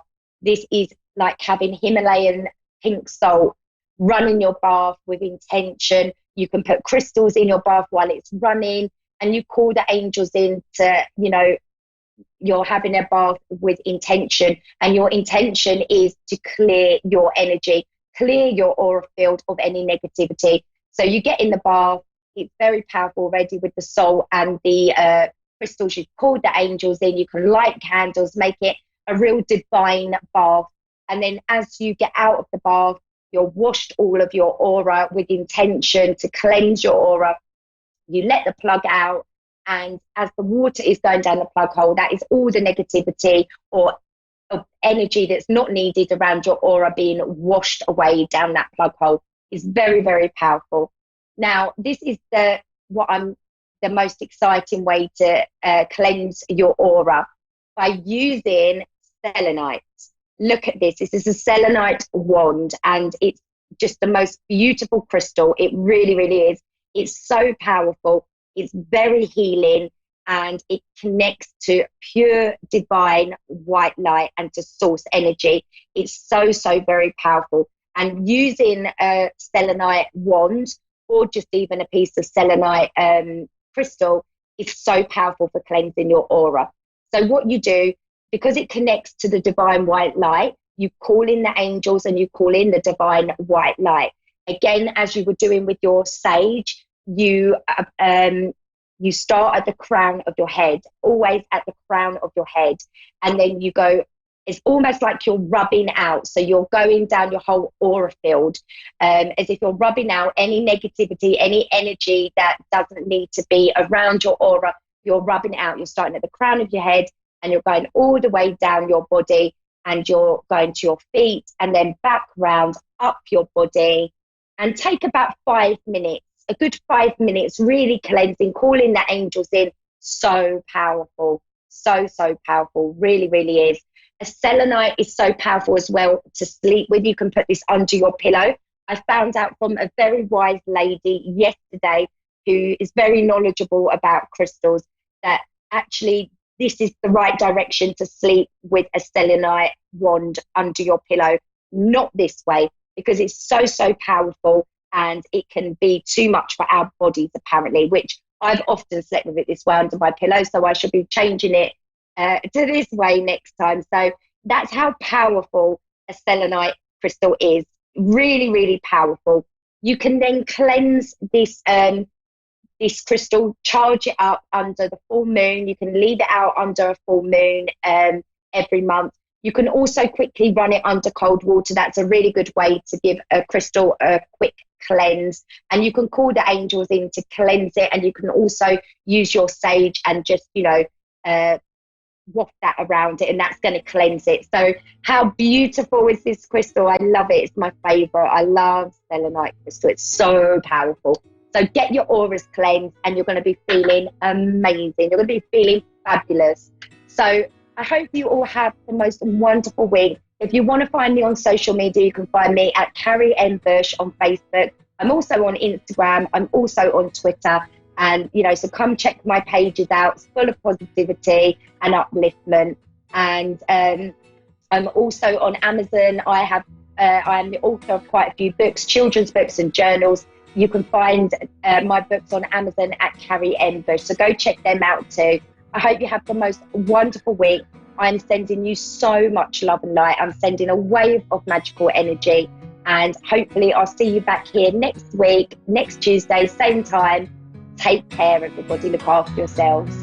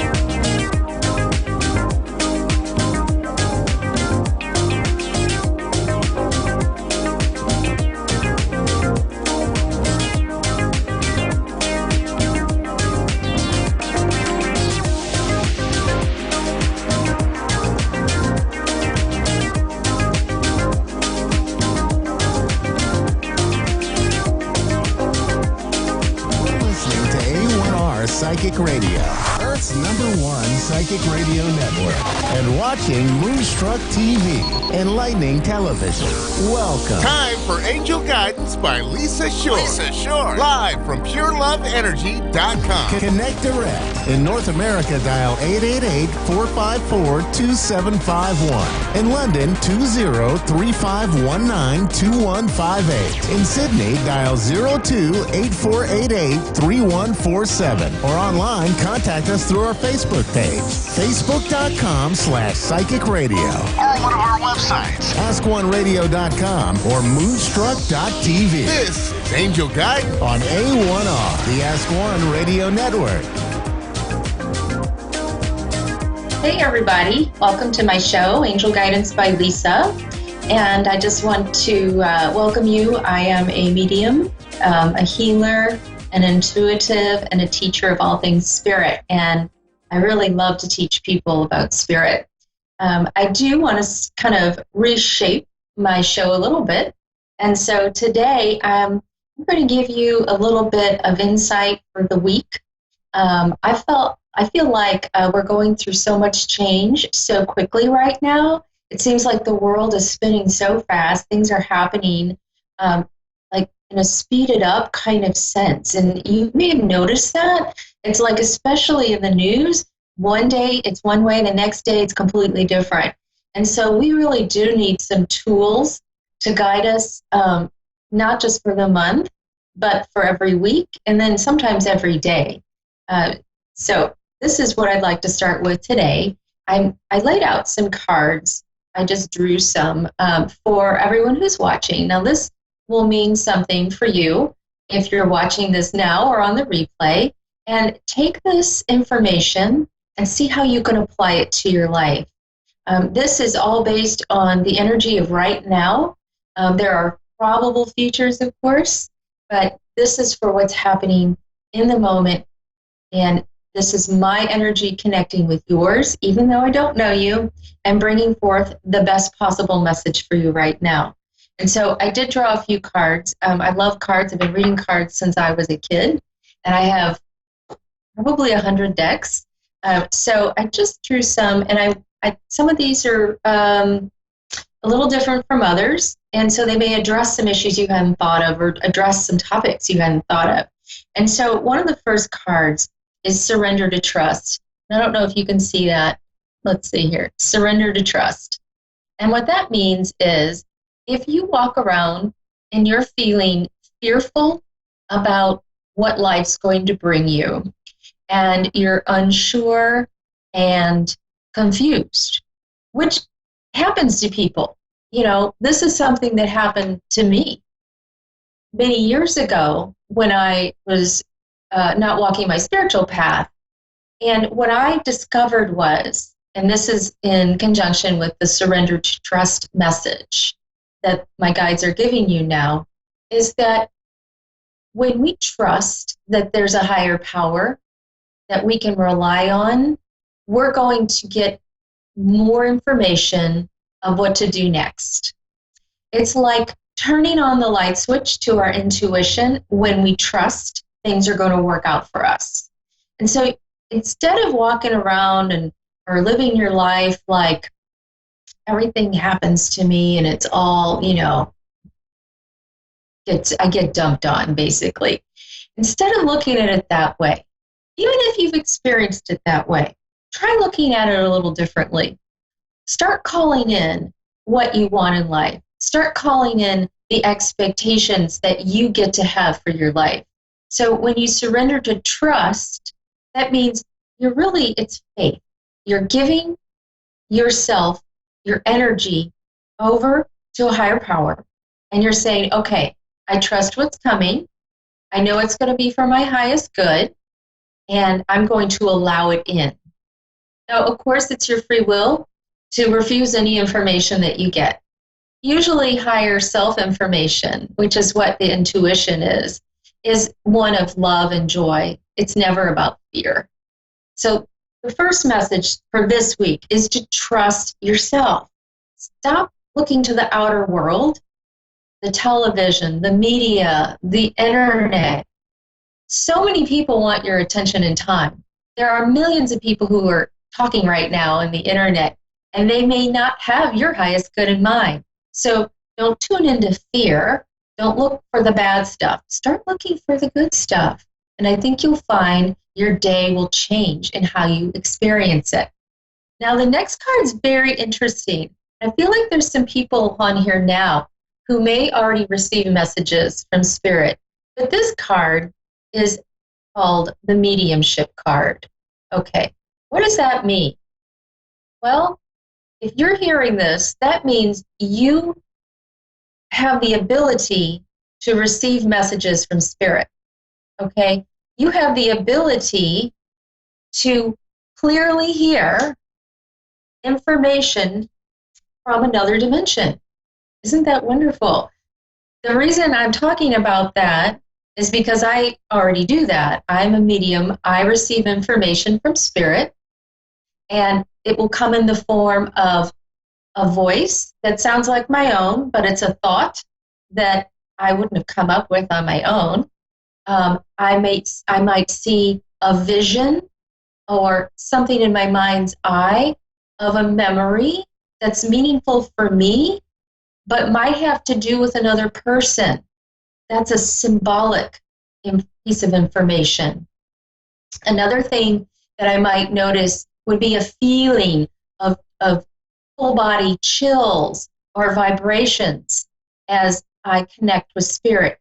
And what that means is I may feel Spirit stepping into my energetic body and merging and blending with my frequency. So if you notice these kinds of things and aren't sure what they are, I want you to understand that it's a very natural gift that everyone has. It is an ability that you can improve upon, just like playing the piano or an instrument or playing a sport. Everyone may have an ability to do these things, but not everyone's the professional. Now, you don't have to become a professional medium to receive information from Spirit. Your family members may be coming through to you to reassure you in times of stress or upset or where you need some clarity around an issue. So know that those signs and symbols that you get are not your imagination. They're actually part of the energetic field around you, and you're able to pull that information in and understand it. Okay, so pay attention to those messages. This third card I pulled, which I think has to do with the mediumship card and the trust card, is workshops and seminars. Okay, so workshops and seminars is a message for you to pay attention to what's happening around you in order to learn about things that interest you. And since we just pulled the mediumship card, the card of messages from Spirit, the card of becoming a channel of Spirit, I'm going to connect those two because that's the information that's coming through together. So if you're seeing this, pay attention to opportunities that come your way. So this may be a class online. It may be someone you know who's could be a mentor for you who already does something you would like to do and learn more about. So the workshops and seminars are opportunities for you to develop this gift, develop your clear hearing, your clear seeing, your clear knowing. Those are all psychic gifts that connect you with Spirit. You may also get so good at what you're doing that you can develop classes and workshops to teach others. Now, let's take this from the other perspective. Perhaps you already are a medium. Perhaps you already are an intuitive or someone who can help others with some skill or ability. This is a sign for you to get going on that opportunity to teach others. And right now, you have the entire world to listen to you. If you have a phone or a laptop or a tablet and and a Facebook page, for example, go on Facebook Live. share your news, share your talent. This is a signal that there's a green light for this for you, so you want to move on with this. Because you know what's going to happen? It's going to open up new doors of opportunity for you. All right, next one. This card is have the courage and ask for and accept help. Now, what does that mean? When sometimes we don't really want to have other people involved in our business. Okay, sometimes we're very closed off about the information we share with others, especially when we're working on something that is a project or an issue you may have, like a relationship issue with somebody, and you don't really want to talk about it to other people. But this advice, this information that's coming through is telling you is to take a risk and go to someone you trust, go to someone who would be a confidant for you, and share with them what you're going through. Ask them for their input, ask for their help. You don't have to share all of the details, but many times when we feel like we're just shutting down and we don't want to talk about something to someone else, that's the very time we need to break through that resistance and get some feedback from a third party. When we're in our own world, when we're in, especially now when we're all supposed to be at home, we can get on our head and things can go around and around, and we're not sure what action to take. So think about someone who could be really helpful for you and ask them if you could have a bit of their time and if they could share their experience. Now, I'm also feeling like this is connected with, if you can take the message about being a channel and being open to messages from spirit, and you can understand wanting to learn more about this and taking workshops or offering this kind of information to others, I want you to think about who you can partner with for this project, or partner with for anything you want to work on. There's strength in numbers, okay? And so many times people will connect you with others that you don't know they know. That could be an open door for you once again to move forward, to experience a new way of looking at something. And this is how your higher guidance comes in for you, okay? Higher guidance is not always like a bolt of lightning and a flash of information, and suddenly you have insight and you move along with your day. Guidance comes through very subtly sometimes. Sometimes it'll come through in the form of another person. So pay attention to these little signs and signals you're getting from other people that you kind of connect with. Like, oh, they're kind of doing the same thing I'm doing, or they seem to know what they're talking about, or they mentioned something that really makes sense to me about what I'm working on. I wonder if I should reach out to that person. So that's something you might want to do. Ask for help. Take that risk. The last card I drew today for the upcoming week is surrender to receiving love and support. And once again, this is a very similar card to asking for help from others. So if you are feeling alone, if you're feeling like you don't have anyone to talk to, and suddenly someone messages you on Facebook or texts you, and you're like, well, that seems like that's kind of weird that they messaged me at that time, go ahead and engage in that conversation.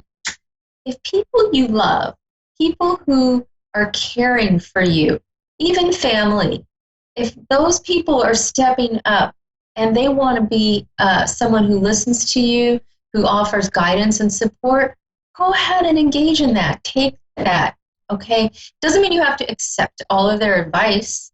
You know, you are a functioning human being who has good sense, who can filter out what makes what comes in into resonance for you, or you can accept it or reject it. It's up to you. So the message overall here, and if I were reading this for me, and I read my cards every morning, I would say, okay, I need to surrender to my higher self, to a higher power, to who I know guides me in my life, the universe, and my angels, and my guides. And I need to trust the information that's coming in. And when I do that, I know I'll get more information. And then I need to pay attention to the messages coming in from Spirit, because they're going to be very valuable for me. And that I also need to explore studying and learning a little bit more about these topics that I'm interested in. For me, this card is mediumship, and that's what that would be for me. It could be other messages coming in for you as well.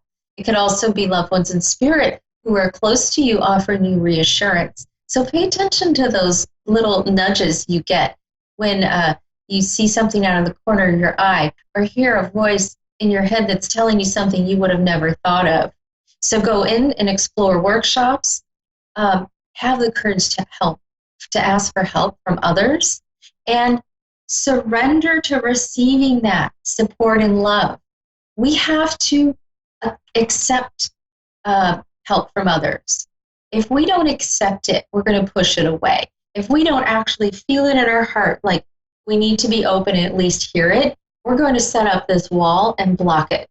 And what you want to do is even say to yourself, I accept this now.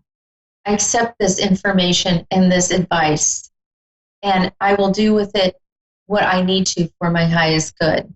That is how you move on with guidance. Okay, so I hope that's helpful for you for the upcoming week.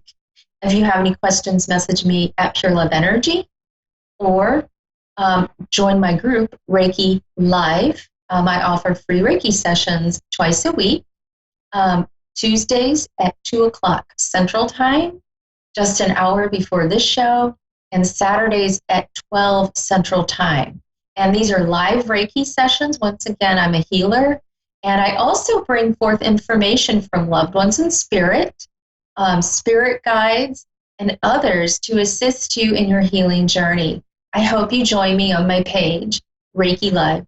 Thanks so much. Now I'm going to take a caller. And it looks like I have Brandy in Houston, Mississippi. Brandy, hi. Hey. Hey. How are you? Yeah? So, Brandy, what is your question today?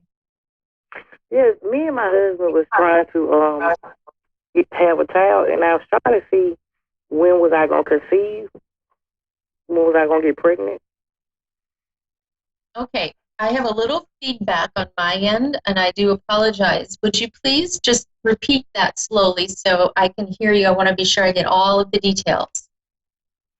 Yes, ma'am. Me and my husband had been trying to have a baby, and so we was trying to see when was we going to conceive. Okay, so you want to have a baby, and yes, you want to know when or if that's going to come to pass.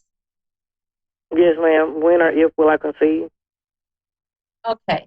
So I'm going to just do a couple things. I'm going to tune in, and I'm going to draw a couple cards and connect with Spirit. And give me 1 second. So let's see. Okay. What's happening here, what I see, is a baby for you would really connect you and your husband even closer. And a baby for you would also be the outcome of you and your husband becoming closer before the baby arrives. You need to take some actions to begin to connect even more closely with your husband. And I would say, especially during this time where we're all supposed to stay home, that this is the ideal time to work on that. there seems to be a little. Are you open with your husband fully? Like, do you tell him everything? And is he fully open to you? Yes, I'm open, but he's not. Yeah. When a baby, when a little soul, spirit, wants to come to live with a family, they will wait until both people, both parents, are closely connected. The energy of a baby coming in has to be an energy that's just right, so that when they come in, they are supported on their life path as well. So this is what you can do. I want you to start connecting more with your husband, and this is a way I want you to do it. Sometimes men, and I don't mean to paint every man this way, but sometimes men don't always express everything they think or feel, really. And you want this to change. You'll need this to shift a little bit. So if you're familiar with feeling grateful, you know how you get something for your birthday and you really wanted it forever, and you have that feeling of being grateful. You know what I mean? Mm-hmm. Okay, so grateful is an energy, and I'm talking energy here because that's how this works, okay? Being grateful is an energy. When you are grateful, you will receive more reasons to be grateful, okay? I want you to do this, and this may be something you have to figure out on how to approach your husband with. When you are grateful, you start to see the good in things. You start to see positive. And you actually will start to rewire your brain to see things that make you grateful. This is what I'd like you to do. This will totally surprise him, I think. I want you, when he comes home, or wherever, each day, to tell him why you're grateful for him. I want you to say to him, baby, I love you so much, and I'm grateful that you do this, okay? I want you to do that, and I want you to see his reaction. I want you to feel how that shifts his energy. And then I'd like you to ask him if he could tell you a reason why he's grateful for you. This is something that I have suggested to other people who are having challenges within the relationship, and it has worked beautifully, okay? So you want to say to your husband why you're grateful for him, and make it something that you truly are grateful for, and give him that information, and then ask him if he could do that for you. Now, this is the thing. I want you to do this for 21 days, okay? If you can do this, trade why you're grateful back and forth for 21 days, you know what's going to happen? It's going to shift the energy of your relationship, because here you are, this is you over here, this is Brandy, and here's your husband over here, and you're trying to come together to make a baby, right? You're combining your energy to make a baby. If your energy's off on some level on either side, it may not happen as quickly as you like. I do see, Brandy, a baby coming through. I see it after a little bit of shifting between you two, okay? I don't feel like you even need, and I'm not giving medical advice, but I don't even feel like it's necessary to go down the road of in vitro. And I don't know if you've thought of that, but I don't feel like that's even necessary. I feel like once you really connect with him on this genuine, loving, grateful way, you two are going to come together and be able to create this child that's going to bring you even closer. Because, Brandy, I see not only one child, but two.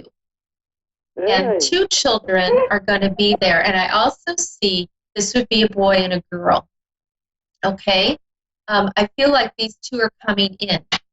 Now, I'm going to draw another card and see what I can come up with on timing. Okay? Okay. All right. Okay.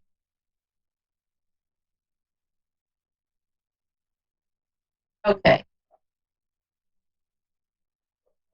All right. So there's going to be some time now where you will be in sort of a pause, okay, where things aren't going to look like they're happening. But I want you to start really doubling down on this, and you know you have to do your part with the baby thing, right? Okay. We're talking with. This is funny because it's number 9. So we're talking. The optimal time for this is between 9 weeks and 9 months from now, that you will be able to create this opportunity to conceive. All right? So this looks like it's going to be wintertime. All right? Conception, wintertime. So you want to start getting positive around your children and what you want and seeing your life with them. And I want you to start this gratitude exchange with your husband. It sounds so simple, and it really is. Brandy, it's going to shift your energy so much that you two are not going to have any problems conceiving. All right? I hope, Brandy, that I've been helpful and that you can take this information and utilize it. All right? Please keep in touch. Let me know how it goes. I do see beautiful children for you. All right? Keep the faith. Okay? I need to run, but I do want to wish you a blessed day. Okay? Thank you so much. Thank you. You have a good day. So, ladies and gentlemen, I do want to invite you to visit my page at Pure Love Energy by Lisa Short.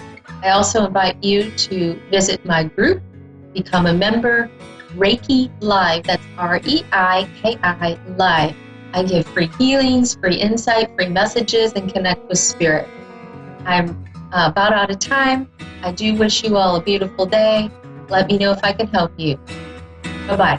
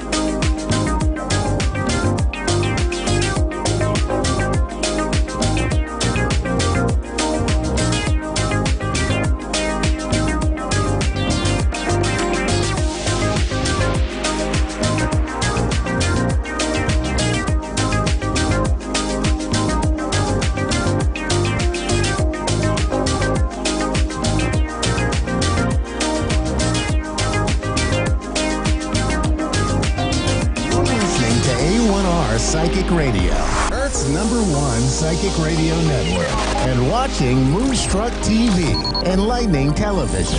Welcome. Time for intuitive listening with Trish Rock. Live from TrishRock.com. Connect direct. In North America, dial 888-454-2751. In London, 20-3519-2158. In Sydney, dial 02-8488-3147. Or online, contact us through our Facebook page, facebook.com/psychic radio. Or one of our websites, AskOneRadio.com or Moonstruck.tv. This is Intuitive Listening on A1R, the Ask One Radio Network. Hello, everybody, and welcome to Intuitive Listening with Trish Rock. I hope you are well on this day. It'll be Tuesday in the US, Wednesday in Australia, and wherever you're watching from, I hope you are well and really looking after yourself. Today, I'm going to be doing a collective reading for you all, and then I'm going to continue on our chat from last week about the chakras, and I'm going to talk about each chakra and how it affects you in the physical, and how you can really take a look at intuitively tuning in to those parts of your body and tuning into the intuitive messages that they are giving you. So first of all, if you haven't yet connected with me over on Facebook, please do that. You can look up Trish Rock Transformation or Trish Rock Abundance, and you will see my page there. And I do quite a few things on that page, lots of inspiration, lots of teaching. And we have a Transformational Tuesday, and I've also got some other things going on there. So would love you to come and connect with me over there. So Trish Rock Transformation or Trish Rock Abundance. And there's also a private group that I run that you're welcome to come and join, and we do lots of teaching in there as well about transformation and about how you can empower yourself to live a better life. And that's called Dynamic Transformation with Trish Rock. And you can certainly look that up on Facebook and come and join that as well. I'd love to have you over there. The other thing is this week until Saturday midnight, I do have a special deal on my psychic readings, and they're only $90 Australian, which is saving you $30. And in US dollars, that's around about $55. So I'd love you to book in for one of those. That offer is only available until midnight Saturday. So connect with me over on Facebook and message me, or if you can't find me there, connect through Psychic Radio, connect through Moonstruck TV, wherever you're listening to this from. Connect with them to get hold of me, or come straight over to my Facebook page and connect with me there. All right. So the cards that I have drawn out for all of us for this week are really about self-reflection, and this is the card from the Queen of the Moon Oracle deck, and it is self-reflection. And it's an interesting card. It's come out a couple of times this past week, actually, in the readings that I've done for people. And, you know, it really is about slowing down. It's about going within. And, you know, I think that on an energetic level, like on a physical level, we've all been told to go within, right? We're in our homes. We're isolated. We've been told to go inside. On an energetic level, we're also being asked to go inside, and there's a lot of self-reflection going on. Now, for some people, this is frightening, right? The busyness of everyday life has kept them out of this quiet space, and you know, not everybody wants to go inside because there's lots of hurts there. And with with the circumstances right now, people are being forced into having that quiet time for themselves. It can be frightening for a lot of people to have these old feelings come up. So it is about self-reflection. And if you have got some things coming up that you haven't looked at or haven't tuned into for quite some time, and you know, it doesn't feel good right now, write it all out. Just start journaling and writing it all out, because that self-reflection really will bring the answers. And we've got also on this card, it's a 17, which reduces to an 8. 8 is really about empowerment and abundance. So the other thing I really like about this card, and if you're listening, you won't be able to see it, but the reflection here in the mirror of this lady, it shows her with the head above the water. So you might feel right now that you are just keeping your head above water, and you know that life isn't the same as what it was. But with self-reflection, you can really find the abundance, find the blessings, find the gratitude in everything that you have in your life right now, because that's really what it's all about. It's not about the stuff and the things and the noise and the busyness. It's not about all of that. Your life is about you right now. How are you showing up? What are you thinking? How are you feeling? How are you choosing to be in this moment? So try to see all of the blessings and the abundance that are around you right now. Now, the other cards I've got are the Knight of Swords, the Hanging Man, and the Ace of Swords in reverse. And this is really, once again, saying, you know, don't take any immediate action on anything until you are clear as to the outcome that you are looking for, or the intention behind it, or the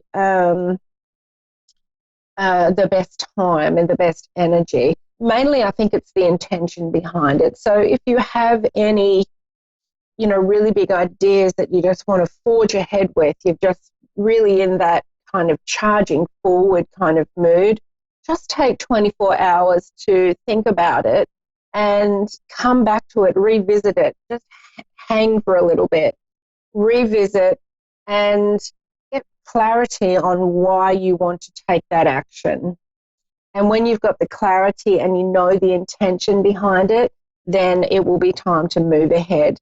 But right now, I really feel it's time of self-reflection and to really just stop and ask yourself before you take action on something, you know, what's the intention behind this?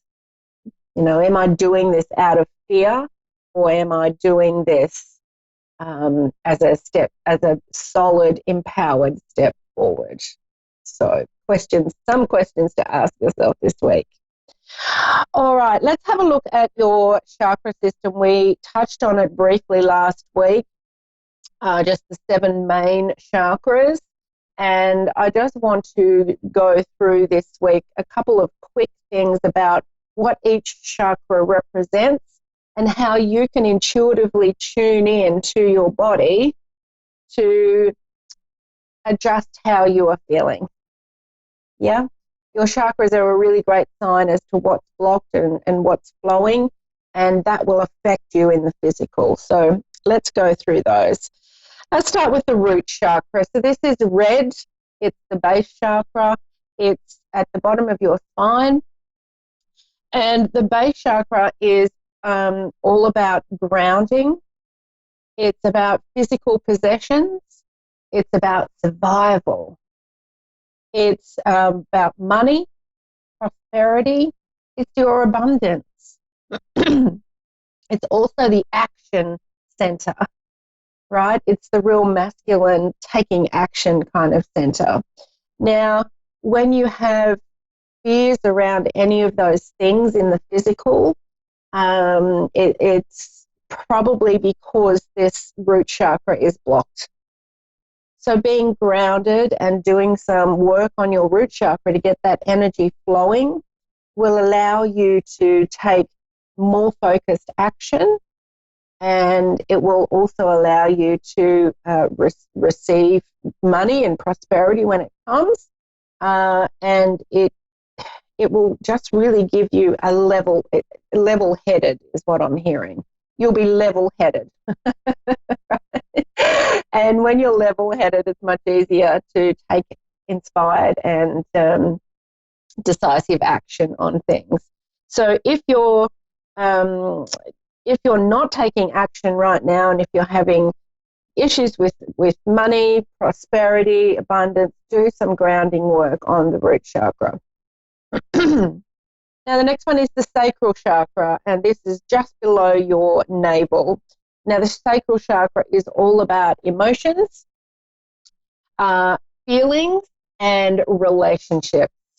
So if you are having any guilt or shame or fear or emotionally out of balance, if you're crying at the drop of a hat, if you are scared to be open and honest with relationships, you'll have a blockage here in this center. And it could just be old fears, could be old beliefs that are churning around in there. This is also your sexuality energy here. So, if you are having issues in any of those areas, you will need to strengthen the sacral chakra. And this is the color of orange. So, once again, you can ground yourself here. Grounding is definitely this chakra as well. And, having things orange around you helps. But if you are having those issues in the physical life, that will be your sacral chakra. And as I'm describing these, the other, as well as having the issues in the physical that I'm describing in your reality, if you are also having issues in your body in these areas, then that will mean that the energy is kind of blocked off in those areas too. So this is how you can intuitively tune in to your body and see what's happening with your body, and then ask yourself, well, why is the energy not flowing properly in that area? What can I do for that area to help it?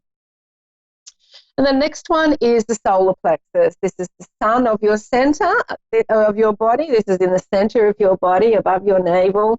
And this is all about your personal power, ego, confidence, again, willpower.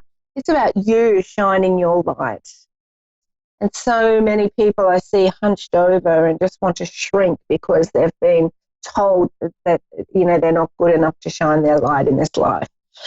But, this center, if you're having issues here, or if you're having issues around your confidence, or if you need to seek approval from other people all the time, if you're looking for validation, then, you are disempowered and this center is not flowing well. So do some work on this center if that's the physical realities that you are experiencing. Now, the heart chakra is all about love, energy, it's our essence. It's really learning how to serve and to really come from a place of compassion and that love, not that, I love you kind of love, but that real love for yourself and other people. Now, if you're finding that hard,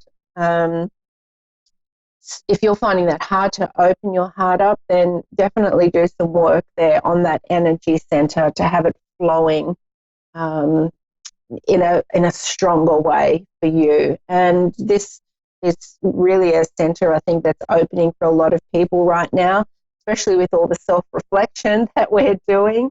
So, be brave, and open this energy up here in your heart center, because it really will change the reality around you. Now, the next one up is the throat chakra, and this is blue, and this is in the throat area. This is about your communication. This is about your expression, speaking your truth. It's really about being open and honest about how you feel about yourself, your life, other people. If you're having any throat issues, this is a sign and a signal for you to start expressing yourself more. And I know a lot of people have issues in the throat and the thyroid and the shoulders and the jaw. This is all your throat chakra. And if you're not expressing yourself, you will be holding all the energy in this center, and it will create issues. So start to express yourself. If you can't speak up about something, do some writing, do some drawing, express yourself in some way. Now, the next one is the third eye chakra, which is your between your physical eyes, and this is your intuitive center. This is your intuition. This is your insights. Yeah. When you've really got clear connection here, life just flows a lot easier. You're really going with those intuitive prompts rather than ignoring them or just going by logic all the time. This is really a beautiful flow to have here, and I think the intuitive center here for a lot of people is opening up lately, and you're really becoming a lot more intuitive with the different prompts and all the different clair abilities coming through. So do some more work on that and keep opening up those centers. Now, the last one is the crown chakra, which is at the top of your head. And this is all about your connection. It's the oneness to everything. And it's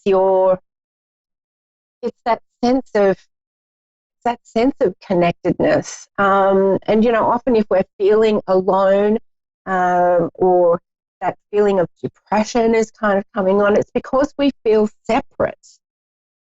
It's because we think, we're separate from everybody else, but we're not. We're all connected.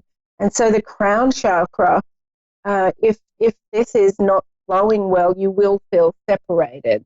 So to do some work on that will really help you with that connectedness. Now, each of these chakra centers affects the other. So it's important to have a balance all the way through.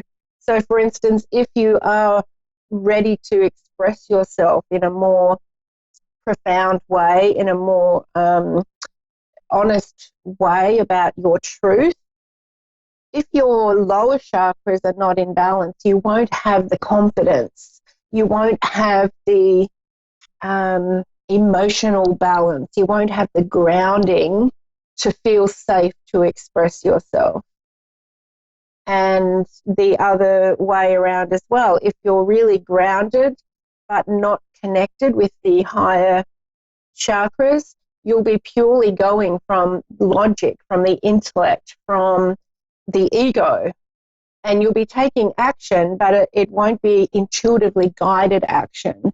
So really important to have all of these chakras in balance.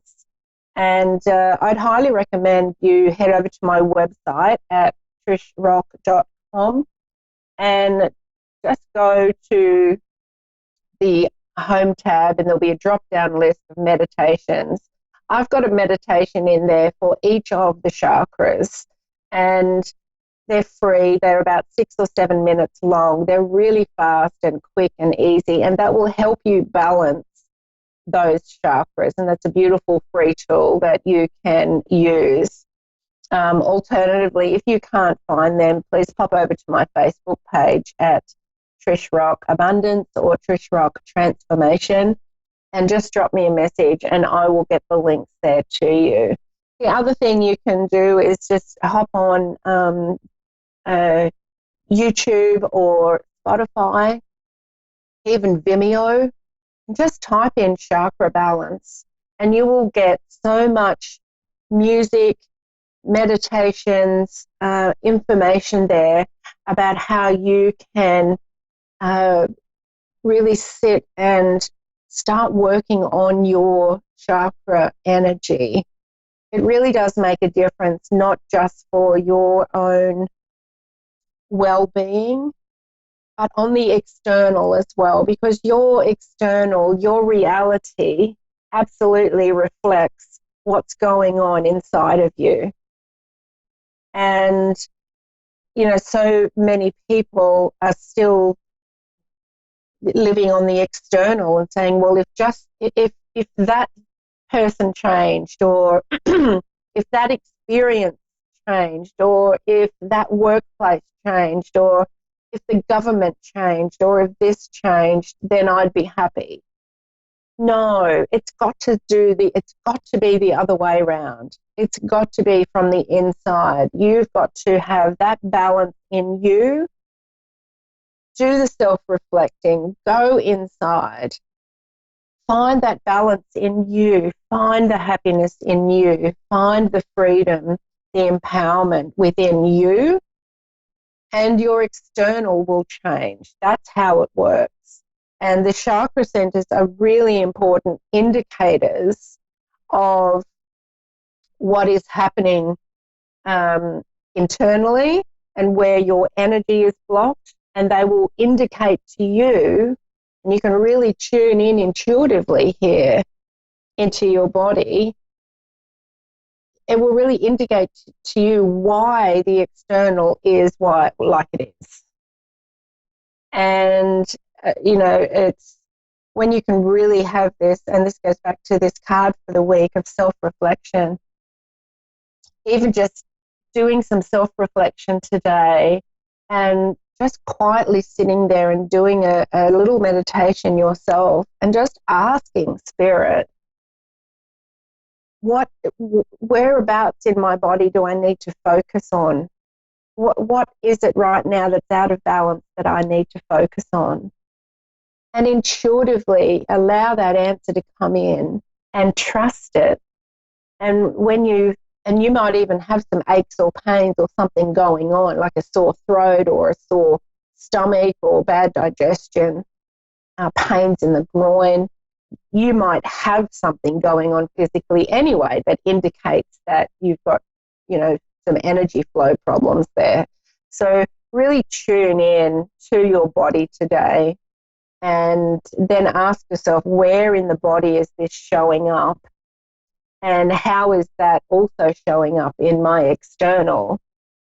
And how can I now do some work on that area to open up the energy and use your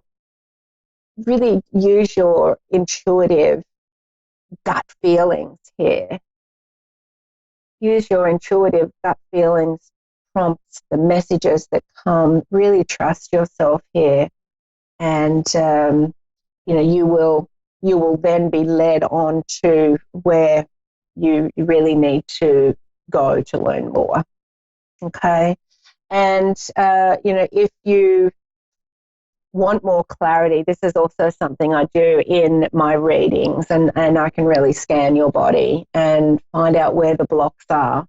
And actually, mostly I can just talk to you about your life and I can tell you where the blocks are, right? Because it's all a reflection of the outside. So if you would like to get some clarity this week and, you know, not only about your life and where you're headed and all of that, but where some of these blocks are in your body and therefore in your life, then please come and book a reading with me. So they are only $90 Australian, which is about $55 American right now, until Saturday midnight. You can come over to my Facebook page and book with me over there or send me a message. Or if you can't connect to me there, you can head to my website at trisharock.com and connect with me there. You can also connect with me on LinkedIn. Just look up Trish Rock on LinkedIn or on Instagram. And even on Facebook, you could just search Trish Rock and you will find me there too. And I would love to help you with that and to really get some clarity on where you're at energetically. Perhaps get some clarity on, what are your next steps, especially if, you've got this calling in you to really step up and start serving in this world in a different way. There's a lot of people who've lost their jobs or their career, and they're now saying, well, I don't want to go back to that. It wasn't feeling good. I've really got this calling inside me to go and help people in a certain way. And, I had somebody yesterday who said to me, well, I don't want to go back to my work. I want to start a meditation business. And it's all possible right now. It's all possible. You just need to get clear on what it is that you are being called to do. And I can really help you with that and find that clarity, really find the next steps, and then also find where you are blocked. Because sometimes we have these, yes, I really want to do this, but no, I'm too scared, or something's blocking me, or I can't express it. So I can really help you with that too. So come and connect with me over on Facebook, Trish Rock Transformation or Trish Rock Abundance, and or over on our website, and I would love to help you. I hope you have an incredible week. Thank you for tuning in again this week. Get some balance in that energy, in your chakras, and do some self-reflection this week and find out who you really are and what you really want. Tune into that intuition. All right. Lots of love. Bye for now.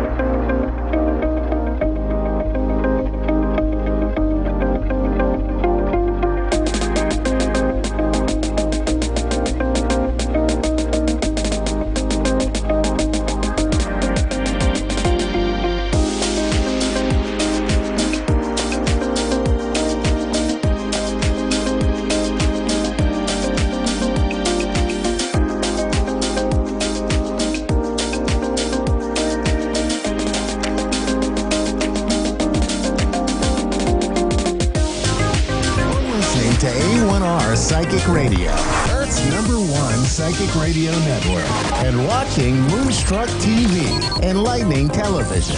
Welcome. Time for Amanda Hall Psychic with Amanda Hall. Live from AmandaHallPsychic.com.au. Connect direct. In North America, dial 888-454-2751. In London, 20-3519-2158. In Sydney, dial 02-8488-3147. Or online, contact us through our Facebook page, facebook.com/Psychic Radio. Or one of our websites, askoneradio.com or moonstruck.tv. This is Amanda Hall Psych on A1R, the Ask One Radio Network. Welcome to the Amanda Hall Psychic Show here on Moonstruck TV and on A1R Psychic Radio. Look, it's been a very, very interesting week around the world. And yes, I still have Easter on the set because I still sort of feel we're still in that Easter sort of energy. And I feel very strongly at the moment we all need something bright and positive to sort of hang on to. And if, we extend Easter by another couple of days, it mightn't be such a bad thing because it makes us feel as if we've got hope. We've got renewal. We've got something to look forward to. Whether you're religious or not, it is still a very moving time of the year where we all sort of take stock a little bit. Most of us usually go on holiday, spend time with loved ones and family members, which we were unable to do this year. We all had to do it over telephones and video chats and social medias and things like that. So it's been a very unnerving time for a lot of people. But I also think it's been a time of great wisdom, that we're really starting to understand who we are, what makes us tick. And it's interesting to be a person on the sidelines watching people sort of have meltdowns on television screens and people that are in power that should know better and should have more self-control. And I'm not going to point any fingers, any particular political person around the world, because I think they've all had their turn in one form or another. But it's just interesting to people watch, to see how people are handling things and looking at the way that the media is trying to keep everything positive and uplifting, even though around the world there's many, many countries in lockdown and restrictions of one form or another. So it's interesting how the media is playing a role in trying to give us the facts, the information, keep it honest and keep it real, but at the same time to try and thread some positivity through these very, very uncertain times. So it brings me to the card of the week this week. Now, it's interesting because I only draw this card probably about 20 minutes before the show, and I just collectively look at this as what we need to know as a globe for the next week. And this week I've drawn the Queen of Wands. Now, you might say to me, Amanda, how on earth is this going to sort of affect each and every one of us? Well, the Queen of Wands is a woman over 25 years for a start. So hopefully she's got a little bit of wisdom under her belt, green eyes, blonde to red hair, and it's usually on a more important meaning, looking at the personality. Now, the personality of the Queen of Wands is positive. She has a positive message to share with us. She's fiery, she's outspoken, she's a go-getter. So it's somebody that sort of we can maybe not necessarily always look up to or not always like, but we know that we're going to get the truth. So it's somebody that sort of calls it as it is. She's fiery, she's outspoken, probably doesn't think before she speaks. She just opens her mouth and it all flops at you. That sounds very much like me. But we need these sort of people in our lives. We need people that can be sort of leaders, that aren't frightened to mention the truth, that aren't frightened to call it as it is, no matter what the consequences. So I think we all need to take on board a little bit of this energy this week of the Queen of Wands. Let's find something positive, at least one positive thing a day to focus on. Let's find a conversation that maybe we need to have. Maybe you need to pick up that telephone and reach out to somebody that you've had a disagreement with or haven't spoken to in years. Now's the perfect time to reach out to people, to mend those fences, to sort of not so much bring up the reason why you've had an argument to begin with, but let's get some positivity out there. So before we go on with the rest of the show, I just want to be a little tiny bit self-indulgent. For those of you that watch the show regularly, you'll know I'm a huge David Cassidy fan, and I was very, very upset when he passed away a couple of years ago now. Now, this week would have been David's 70th birthday. And the reason why I'm mentioning this, there were so many events and recognition ceremonies around the world that had to be shelved because of the coronavirus. And there was one that I was not so much involved with, but had a lot of communication with the ladies in that were handling one in Las Vegas where there was going to be a star on the boulevard there for David, because he spent a lot of his professional time there doing shows on the Las Vegas Strip. And part of that was that some of the fans around the world were given the opportunity to purchase some jewellery that was made by David Cassidy's drummer, Terry Cote. And I was one of the lucky people to be able to say that I received some of this beautiful jewellery made by Terry. And I want to say thank you again to Terry. I will treasure this for the rest of my life. It was really important to me to be able to be part of this, because I've admired David's work ever since he first came onto our television screens back in the 70s. And, you know, the fact that he would have been 70 this week, and in some ways it's probably a blessing that he's not here to be in this lockdown, because being an Aries, he would have found it very difficult to stay sort of tied up and locked up. And I know he spent a lot of his time behind closed doors because of his fame. But I think we can all use that sort of Aries energy and sort of say, okay, it's time now to put ourselves first a little bit. And I think that's part of what's actually sort of happening at the moment astrologically. I want to go into what I find this week is happening as we have our little glimpse around the universe. And I know the number one topic is the coronavirus. When are we going to get a cure? When are we going to get a vaccine?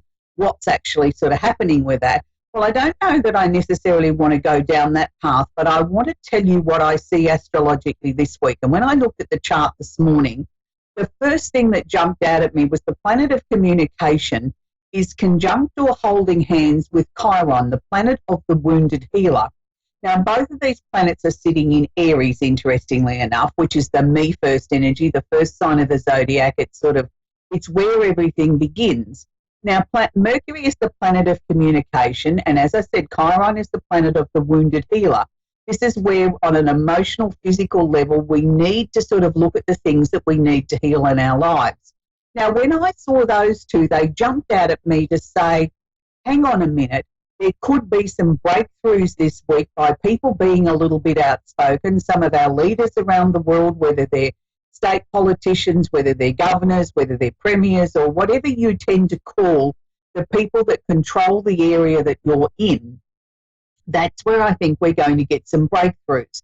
And it's by these people that lead our own local areas that are making decisions for their local environment that I think collectively we're going to get some breakthroughs, because as each person that governs an area looks at that particular area and the things that that area needs and the people need and how safe that they can keep their own communities, that I think we're going to see some hidden or some opportunities come out of those hidden areas that maybe the world as a collective hasn't thought of. It'll come from the inspiration of the I. I'm putting my district first. I'm putting my state first, and this is what I believe our people need.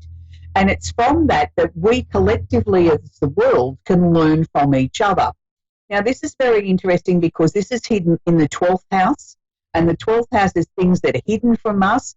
It's quite often a very deep emotional time when we look at planets that are hidden or hiding in the 12th house. So again, it's got a very positive sort of feel. It's the ability to delve deep below the surface and maybe find answers that we haven't seen or have been hidden from us previously. Then that moves me on to the planets that we seem to talk about so regularly, which is Pluto, sitting in Capricorn, been there since 2008, going to be there till 2022. Pluto, the planet of transformation, and it's the planet that I believe is responsible for this coronavirus. It's making us behave as a globe in a different way. We've had plenty of years to get our act together. We've had plenty of years to change the planet, to heal the planet, to look at monetary situations being out of control. We've had time to look at pollution and how we're destroying the planet. We've taken no notice. So Pluto's nearing the end of his reign there, and he says, well, okay, I'm going to get serious now. Pluto also happens to be holding hands or conjunct Jupiter. Jupiter is the planet of expansion, opportunity, and higher mind and the global sort of situation. Both of those are conjunct or holding hands, the part of fortune. Now, the part of fortune in an astrology chart is where we look for the opportunities to create new things in our lives, the things that are going to bring us the greatest joy. not necessarily bring us the most money, but bringing us what is destined to be our fortune. So it's interesting that they're all still sitting in Capricorn, which is governing big business, governments, anything, officials, doctors, dentists, hospitals, lawyers, those sort of things. So those three configurations together are still mighty powerful and still telling us that we have the opportunity to completely transform things. We have the opportunity to collectively as a globe to share the information that we've got with each other, and out of that, maybe, just maybe, out of all of that, by collectively sharing all the information from around the world and looking at this in not necessarily in a spiritual way, but looking at it in a much higher way than just, oh my goodness, this is what's happening in my local environment. Yes, that's important. It's incredibly important. But then we also have to see how that piece fits into the jigsaw puzzle as a globe.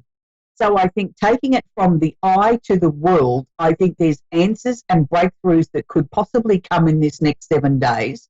They may not necessarily be that obvious that woohoo, here's the answer, but I feel that there's going to be some important announcements that are going to come, and not necessarily come from people that are normally on the world stage.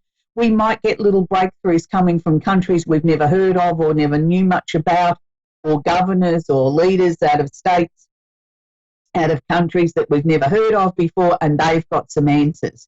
Now, to finish off this conjunction, we also have Saturn sitting in Aquarius. So Saturn is the planet of discipline, the taskmaster. Saturn also sitting in Aquarius again leads me to believe that we're going to have some light bulb moments. We're going to have something that could come out of nowhere. So it's really exciting, really interesting to see where these things could come from. It's also saying to me that we can have the opportunities that we've never seen before. And to finish off the astrology section, we still have Uranus, the planet of the unusual and unexpected, sitting in Taurus. Now, this is sitting in the first house. So again, this is coming back to me first. What about me? How can I do this?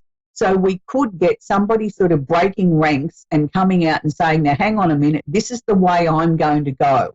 This is the way I feel I need to lead my people. And a lot of other people are going to sit up and take notice. So I hope I'm right. I hope we get some real breakthroughs this week with the coronavirus. And until next week's astrology segment, stay safe. Make sure that you connect with your loved ones, but most importantly, look after yourself. So that takes me to the candle of the week. Now, the candle of the week this week I've chosen, interestingly enough, goes hand in hand with the Queen of Wands. And I actually chose the candle before I choose the card of the week. I always choose the candle first. And this week I chose the candle of the Passion. Now, the reasons why I chose Passion was the fact that I thought we could all do with starting to be a little bit more passionate. Let's try and get the energy moving. We've all felt so sort of restricted being in lockdown, not being able to get out and get about our daily lives as we used to. And I know a lot of people are sort of saying to me, oh, Amanda, I've got cabin fever. How do I overcome this? Well, I think we need to redirect our energy and our passion into things that are going to benefit us long-term wise as we come out of this time in our lives where things are very different. Our world is not going to go back to being the way that it was before the lockdown. So we need to find a new normal. So I think we need to ignite the passion inside each and every one of us. Now, for some people, that may be a passion of learning something new, doing an online course. Someone else might say that they finally got the answers to their life. They've been there all the way through, but they didn't have the time to stop, smell the coffee, smell the roses, and have a look at these things. For whatever your passion may be, try and ignite something new in yourself this week. And I think that that's really important.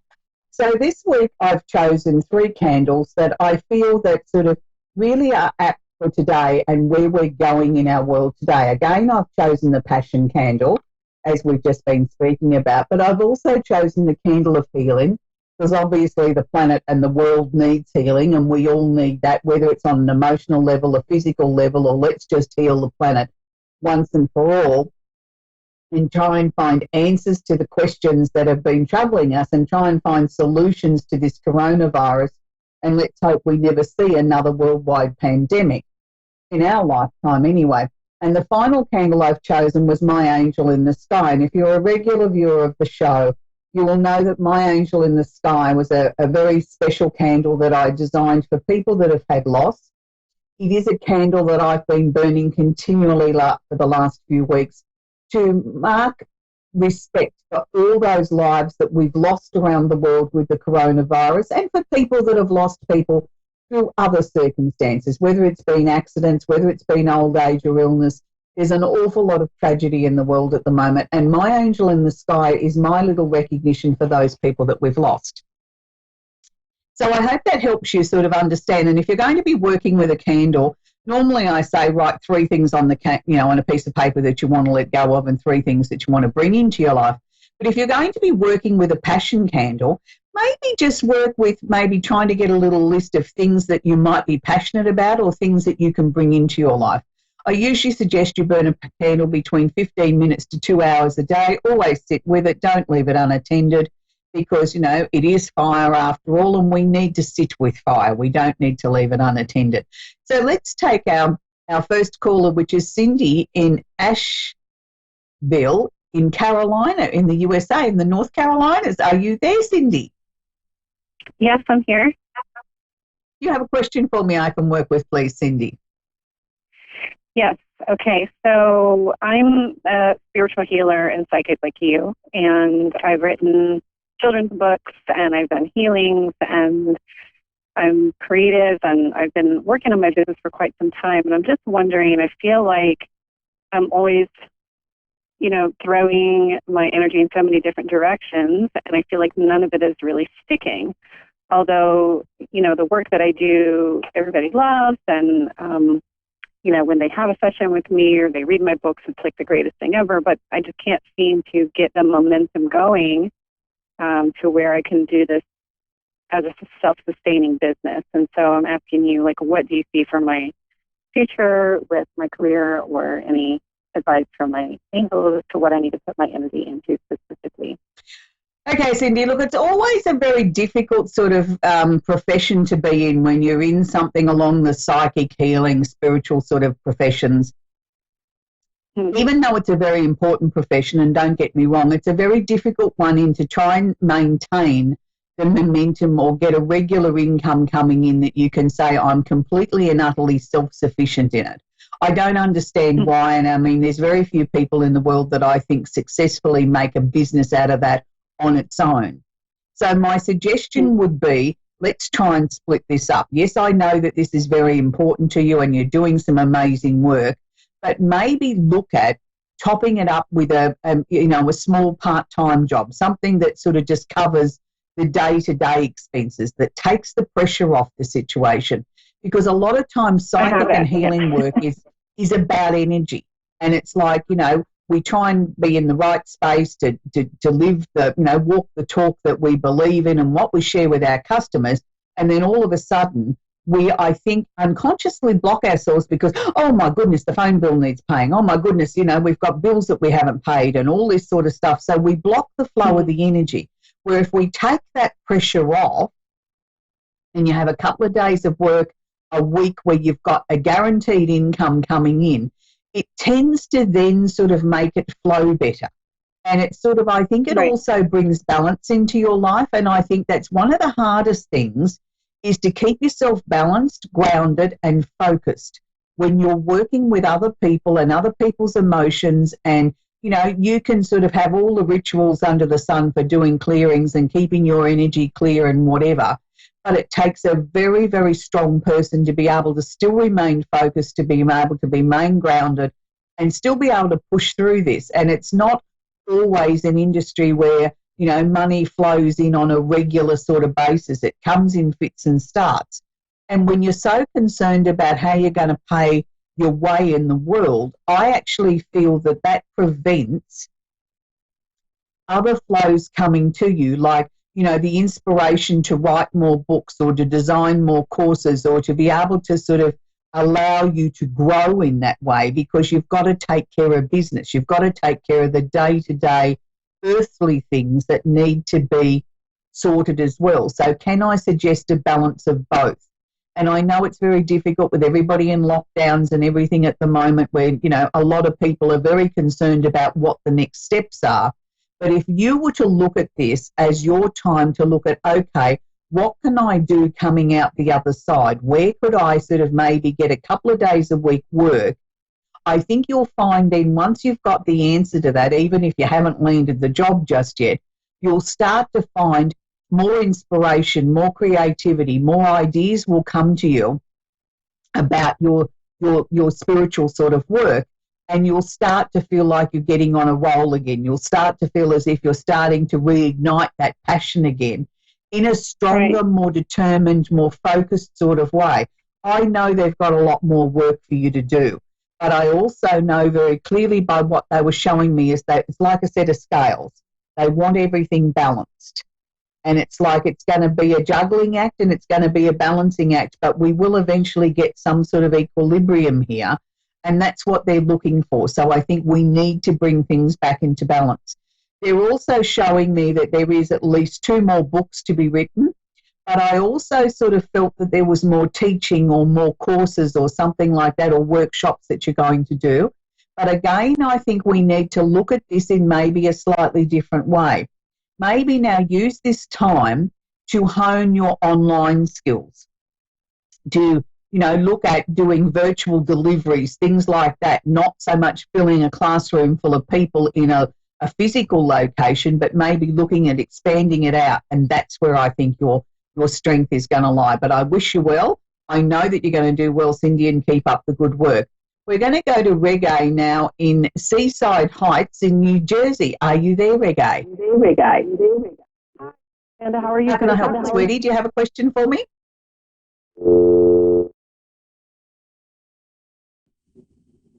You there, sweetheart?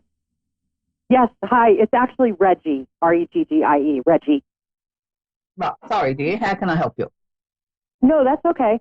I'm just wondering what is in the future for me as far as love goes. Okay. Let's have a look at that for you. It's really interesting because the first thing that they're sharing with me is the fact that you still haven't let go of a previous relationship. Now, I'm not saying that on a physical, I'm saying that's on an emotional. But was that a couple of years ago now, somebody that you sort of felt that there wasn't a clear-cut answer to why the situation ended, or you didn't get... I just sort of feel as if it was unanswered to me. It was unfinished. Yes. Yeah, definitely. Now, that's a really tricky one because, if we haven't got answers now, the chances of us getting those answers are probably remote and none. And sometimes the answer is there is no answers. Sometimes we've just got to sort of say, well, look, I've tried, I've done everything I can possibly do. I've now just got to cut it loose, shut the door and say, that's it. The answer is there is no further answers, and try and move on from that. It's interesting because I don't think it's a deliberate thing that you've dwelled on this and sort of prevented yourself from attracting love. It's sort of more on an emotional soul level that it hasn't let go of this. Do you know what I mean? It's sort of like, it's not something that you're walking around every day thinking about, but it's on this emotional soul level that says, I still feel I need answers. So maybe the best way we can do this is maybe record it on your phone about all the things that you can remember about it, what you got answers to, what you didn't get answers to, and then hit the delete button and say, be gone. And that might be a way of just clearing that blockage so that we can get on to the now and sort of get on to living again and attracting love again. I do feel that there will be a new relationship. I don't think it's going to be next week. They're sort of showing me more around September this year, and it's somebody that I'm going to say that if they'd come into your life 6 months ago, I don't think you would have given them a second look, because I don't think you were ready then for the power of the depth of the relationship that's coming. It's with a man with dark hair. He's got the most beautiful piercing blue eyes. I like him. He's a very strong man, a very determined man. He has a very definite way with words. And in some ways you sort of think, oh, he's a little bit abrasive. It's not necessarily he's abrasive. It's the fact that he calls it as he sees it. He doesn't sort of mince his words. If he's got something to say, he says it. He stands by what he said. He doesn't change his mind when someone questions him or whatever. This is my belief and that's it. And some people see that as arrogance. I just see that as a very strong, determined man who's comfortable in his own skin, that, is happy to admit if he's wrong, but if he believes in something, he believes in it. And that's, that's a good thing. And I feel that this direct honesty is going to be a refreshing change for you. You've had too many people in your life that have given you too much BS and told you what they thought you wanted to hear and never really been solid. This man is solid. He's good. He's strong. I like him. There's lots of laughter. There's intelligent conversations. There's things that you're going to talk about that you've never talked about with anyone else. And it's sort of like, it's love on all levels. It's not just on a physical, on an emotional, it's on an intellectual. It's sort of like, I really enjoy every single thing about him. There's going to be quite a bit of travel together. And I also sort of feel there's going to be something a bit further down the track that's connected on a professional or a business level together. They're not showing me much more than that. They're just showing me that this is going to be something that's going to develop and evolve, and it's not you working with him in his business or vice versa. This will be something you do jointly together. And it's something I don't even think that the two of you would even sort of consider at this point. So it's something that's going to evolve and come towards the two of you.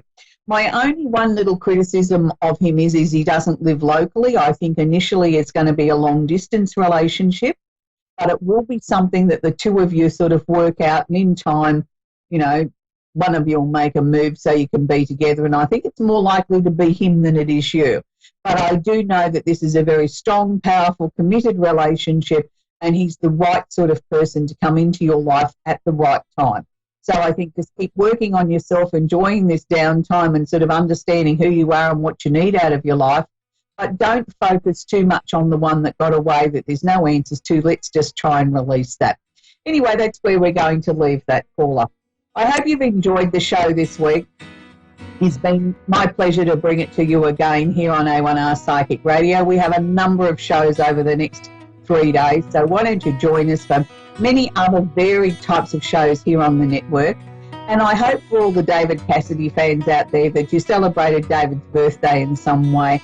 And I'll leave you with one of my favourite songs of his, I'll Meet You Halfway. Bye for now.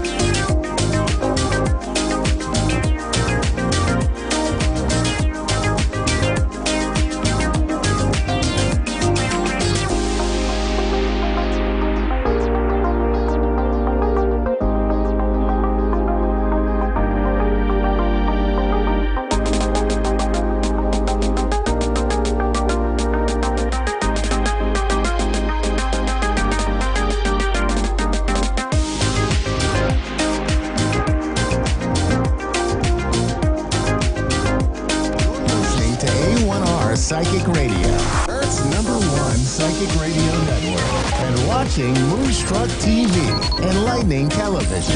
Welcome. Time for the Modern Day Medium with the Modern Day Medium. Modern Day Medium. Live from the moderndayMedium.com. Connect direct. In North America, dial 888-454-2751. In London, 20-3519-2158. In Sydney, dial 02-8488-3147. Or online, contact us through our Facebook page, facebook.com/Psychic Radio. Or one of our websites, AskOneRadio.com or Moonstruck.tv. This is the Modern Day Medium on A1R, the Ask One Radio Network. Hello and good evening. It's Michelle here, the Modern Day Medium. Delighted to be here this evening with you. And we've got a great show in store tonight. I've got a wonderful guest with me, Jono. And we'll get round to him in a minute, as long as you don't mind. That's fine.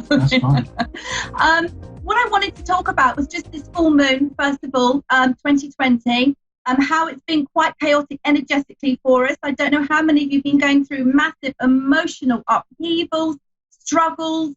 2020 was meant to be great. 2020 was meant to be the best. It's just the end of it with this beautiful wolf moon that we've had on my last show. I was talking about it. It's all been about release and let go, and release and let go of the emotions. And so now within the next couple of days, things are going to really, really settle for everybody. And it's going to be just lovely. Much more harmony, much more emotional issues have gone, and more clarity for everybody. So it's going to be more peaceful, shall we say, and better sleep as well. I don't know if anybody's been struggling with their sleep, feeling out of sorts, but it's all going to settle down, guys. So I just thought I'd share a little bit more about me and my life. I'm not in my normal set here. I've actually come up to Wiltshire. I'm here at my sister's, and who is sitting next to me is my future brother-in-law. This is Jono. Here is my future brother-in-law here. Lovely. But I just wanted to talk a little bit about my family. I come from a very spiritual family. I'm incredibly lucky and very, very proud as well.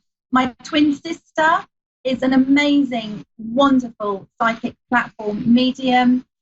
She has taught, trained, travelled in Wales, and the amount of people's lives and hearts she's touched is unmentionable, quite frankly, and the people that she has helped. Her husband, my other brother-in-law, Gary, is also a good medium, but he's a great psychic surgeon as well. And they work together quite a lot, and they run their own churches. They're just phenomenal workers. And then I come into my elder sister, Louise, who is also a psychic medium and amazing healer. And she has also dedicated her heart and life for at least the last 15 years to working with spirit, giving messages, working in churches, healing people, and bringing through loved ones, indeed proving that life is everlasting. So incredibly lucky. And then, of course, there's me. Me, Louise and Michelle have worked. Me, Louise and Michelle? What? Me, Louise and Simone have worked together as the Spirit Sisters as well. And we've been lucky enough to be in the Daily Mirror, which is a national newspaper here in England, for about 8 months. We've been in lots of spiritual magazines. We've done radio shows and a lot of platform together. We're just taking a break at the moment and doing our own thing. But the reason I've wanted to interview Jono tonight, which also Simone does do a lot of releasing negative energy and releasing these things can really affect us in our life quite dramatically and not know what's going on. So I thought it would be good to share this with as many people as we can, because it really does help bring in clarity and understanding what can be going on with you in a deeper level. So the thing that I want to ask to Jono is just to say to Jono, just tell me a bit about you, or tell everybody about you. Obviously I do, but it's so fascinating. But just tell everybody what it is you do, how it works, and how you got into it. Yeah, fantastic. So I work as a spirit release therapist. I help people with psychological problems. I help people that are hearing voices, people that have serious attachments. And I work with a team of people in the UK as well as the US, and the work is carried out remotely, so we can literally work with people well, I've worked on cases in Canada, amazing. Peru, Brazil, Holland, all in the same day.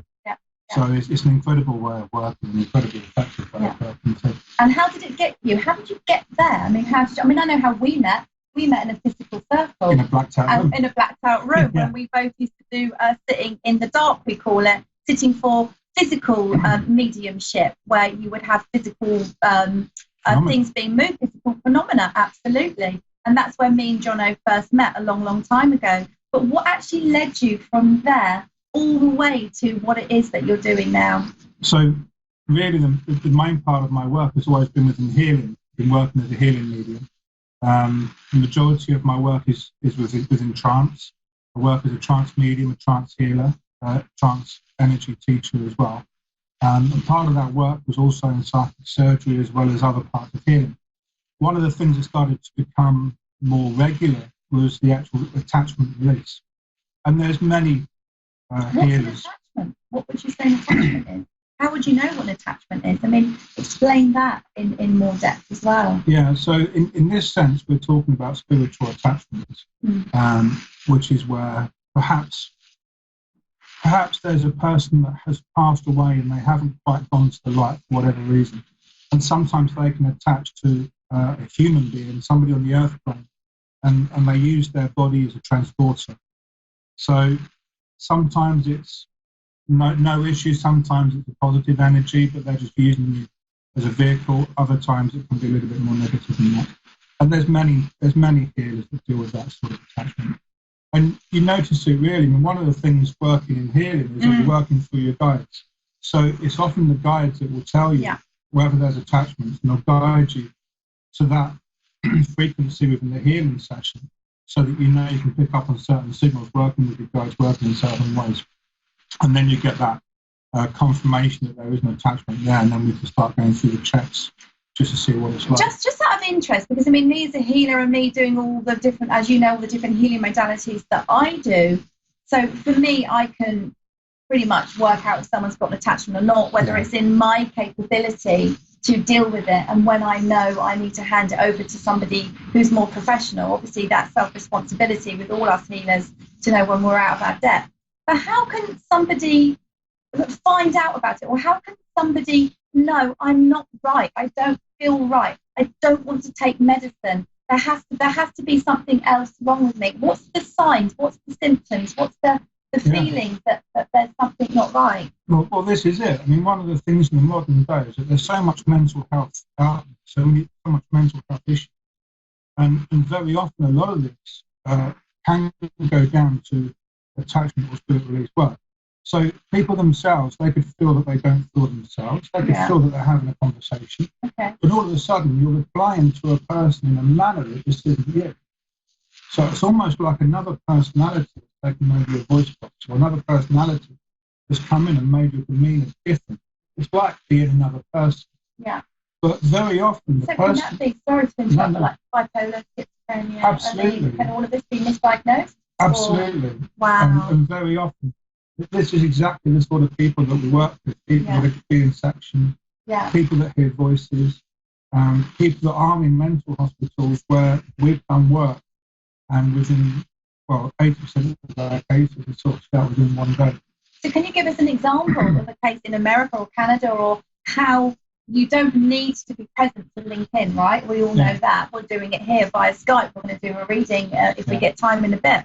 But how does it work, and how immediate are the benefits to people? I mean, and the differences that family can see, is it almost instant? Yeah, absolutely. Or? Absolutely. So we had a case, I was contacted by a mother who, in her own words, described the last 2 weeks as the most frightening of her life. And that was because her 24-year-old daughter had done the Ouija board, and within 2 weeks they started talking in different tongues and started swearing. So different tongue means? So different languages. Right. A language they don't understand. Yeah. She started, she was sitting at home watching telly with her parents, and she started swearing at them. Gracious. And her face changed. And how quickly did that happen? I mean, was that almost... So that was within 2 weeks of her doing the Ouija board. and they've gone to spiritualist churches that had helped, but they hadn't cleared. Yeah. And then she did a Google search and found our website. Which your website is? Is johnowebster.co.uk. Brilliant. We had a chat. So first of all, it was about calming them down and making them realise that, you know, if we are talking about spirit possession or something, it's just a form of mediumship. It's just one that perhaps isn't very qualified. You have to be qualified in this. It's not just for any medium. Yeah, no, it's not that. And it's just a simple way that whenever I work as a healer, I work with my guides working through me. So I've got spirit working through my spirit, working to the spirit of the client. Amazing. So if they're on the couch, we can all picture that because it's physical, they're in the same room. But there's no difference between somebody being on the couch in my room A healing couch. or or being in Toronto or India or Sydney. We can still connect on an energetic level through the universe, spirit connecting to spirit, connecting to spirit. And it works. And that's the thing. I've experienced it myself. And so getting more into that is you go to the higher self, you can go to the higher self, working with the guys, working with connecting in there with you and a team sometimes. It's not just you working on your own. Never just me on my own. So for safety, work with the team and you've learned this and there's a doctor, isn't it, that came up with it originally. And he's in America, isn't he, the doctor? So he's just come back from Argentina. Yeah. So he's a UK doctor. He has, Dr. Terry Palmer is his name, Terence Palmer, and he's the leading sort of authority when it comes to remote, what we call remote spirit release. Mm-hmm. You can find him on YouTube. He's written books on this, Healing the Wounded Spirit. Yeah. He's an extremely driven guy, and he's been working with a guy called Andy, who is a psychic surgeon. And over a period of 4 to 5 years, they've got a protocol that's constantly evolving, but the structure of the protocol works. Yeah. And it means that we can go and check in on somebody spiritually between 10 and 15 different frequencies. So rather than just look at an attachment, that's one piece of work. And then we still have approximately 10, 12, 13 different frequencies where we check them out for different types of attachments throughout the universe. Because there's many. Absolutely phenomenal. It's phenomenal work. And it really, the reason I wanted to do this interview with Jono is to spread the word. You know, it's in America, it's in Canada, it doesn't matter where you are. And for all people that are misdiagnosed, taking antidepressants, taking the wrong kind of medicine, when it's actually not that's wrong with them. It's an attachment, it's an energy, it's a negative energy that's either attached to them or within, or in their aura, or within their energy, that's putting this impression of negativity within their mindset and how they are and how they think, which alters their personality into them acting and not behaving, making them feel, I'm just so incredibly out of sorts. Yeah. So and sometimes they don't even know it. Yeah. Sometimes it can be so overpowering, the person individually doesn't even know they have it because they're used to that. Sometimes the energy has been in there for 10, 15 years, laying dormant. And then it starts to come through. So it comes through slowly. And the person, where we're called the client, is kind of getting used to the energy as it's building up. So they don't see it, they don't notice it themselves. Yeah. But it's the people around them that notice it. It's the close family, it's the friends. And they see a difference in personality. Something's happened, a bit of trauma in their life or something. Mm-hmm. Their natural defences have been wobbled, out of balance, out of filter, however you describe it. That's an opportunity sometimes for opportunist attachments to come in. And literally they can lay dormant or react straight away. And when your defences are down, or when you're ill, or when you're sick, or you're grieving, you're in bereavement, and when your vibes are down, this is when negative stuff comes in. So guys, it's just really, really wanted just to talk about this a little bit. I think we've got a caller. We're going to do something here together. That's really exciting. I think we've got Chelsea here from New York. Are you there, my darling? Yeah, hello. Good. Hi, Chelsea. How are you? Good afternoon to you. Hi. Hello. How are you guys? I'm good. Good. How can we help you, my lovely? I'm sorry. I can't hear you that well. What was that? Okay, sorry, darling. How can we help you? Oh, I'm just calling. I'm wondering about like my whole life kind of just like changed recently. And I'm just wondering like what was kind of in store for me, like what I should be kind of leaning towards and like finances and with love and everything. Okay, so there's been a lot of shifts and changes that have been going on around you recently. Yeah. Okay, fine. All right. I have got a lovely grandfather that steps forward here for you in the world of spirit, please, my darling. And this will be on your dad's side, if you can understand that, coming from the male line in your family. Yeah. Yeah.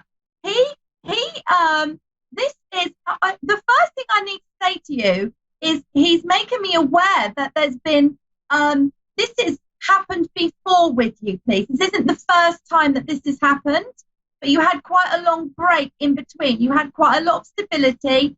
Everything was stable, and you've had a huge, massive shift that's come in the last 3 months, is what I want to say to you, all right? Now, it is time for you to stop and breathe and absolutely get your bearings and where it is you want to go and what it is you want. Granddad is saying to you, please take your time, my love, and don't rush into anything because you're feeling a little fearful or a little bit anxious, please, all right? It's not so much. This is more about you and how you feel about you at the moment and you stabilizing within yourself. Now, it's easy for me to sit here and say, don't worry about finances, money, love, etc., when I'm not in your position at the moment. But I really do need to say to you, literally, as quick as it happened is going to be as quick as it turns around. Within the next 2 weeks, there'll already be changes and positivity coming in for you. I feel I need to say to you, there's quite a lot of stuff you needed to let go of to work out who you are and where it is that you're going and what it is you really, really want. I'm aware that you're an intelligent woman and you're a well-read woman, if you can understand that, please. Yeah? So I want to say to you that there is a change and a shift coming in for you. I'm just going to ask Jono to see if he wants to work energetically with you in a slightly different way. So, thank you so much. Certainly what I have, particularly from your grandfather as well, is the one thing that's coming forward for me is that he is a great protector. And I think what you have, you have something coming through to you, maybe in 6 to 8 months, which is going to be a new opportunity. And it's going to be something for you where you're going to think, shall I or shan't I? And the answer is yes, you will. So you have to remember that, because your granddad's got your back. And he will protect you, and he will guide you, and he will steer you in the right direction. So whatever this wonderful opportunity is coming in, it's going to be something where you're going to think, can I do that? Am I good enough to do that? Is that really me? And that opportunity is there for a reason. And he's right behind you. And he's not going to give you a shove because it's your decision. You're the person that has control over this. But the moment you step forward, he's behind you, and he's going to be helping you all the way. And remember, he has your back. So if you do step forward with confidence, because he's right there for you. How marvellous is that? Yeah, that's my awesome. Darling. Yeah, that's lovely. Such a lot of love around you as well. And you are loved greatly in the spirit world. You really are. You have a very open heart as well, I need to say to you. And I feel that at the moment you're going through a big lesson that you're learning. And this is about you changing and evolving and working out your pathway, which will be a final pathway, if you can understand. So what you do next is what will set you up for the rest of your life, bringing you in harmony, happiness, tranquility. And I feel with you, I have to put children around you as well, and how much joy and love that brings you, and that energy as well, all right? It really uplifts you.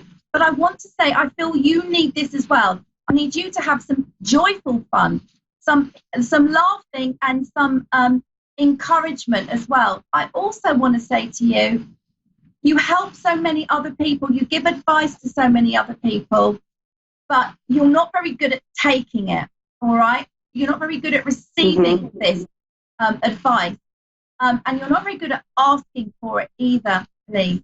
And it is time for you to ask. And like Jono said, this lovely grandfather, who is a huge protector of you, he's a very kind, gentle, I feel he would have tickled you and played with you a lot when you were little. Not lots of grandfathers do that, but I feel with this grandfather that you were close, and he also loved the family and loved the family very much. And he is very, very close and around you at the moment. I want to also say to you, my darling, that I feel I want you to come back into your family a bit as well, if you can understand that. Come back into the family loop. Come back into the family arms. I feel there's distance there as well, and that this will bring healing in for you also, please, my darling. All right? Yeah. Yes, that all makes a lot of sense. Makes me feel very comfortable to know that they are with me all the time. They really, really are. But also, Granddad, you know, he was a real prankster and a joker as well. All right, and he has fun with you in your home, in your apartment, and where you are. He moves things around. He's trying to cheer you up. He's trying to lift the weight off your shoulders of where you're feeling just the pressure of life on you at the moment. But what he's shown me is like a bird's eye view of your life. It's absolutely fascinating. And that this is just a blip in the road, a bump in the road. And just have faith that you are and you will be okay. You're a very driven lady as well. You don't like sitting around and doing nothing for too long, if you can understand that, please. And you don't like not being busy, all right? You don't like not being busy. I feel you get bored, you get frustrated.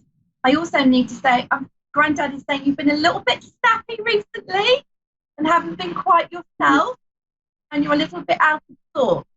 I hear music as well around you, and your granddad brings this in for you. So just turn up the radio, girl, and do some dancing as well, is what he wants to say to you. I think Jono's got something he wants to say as well.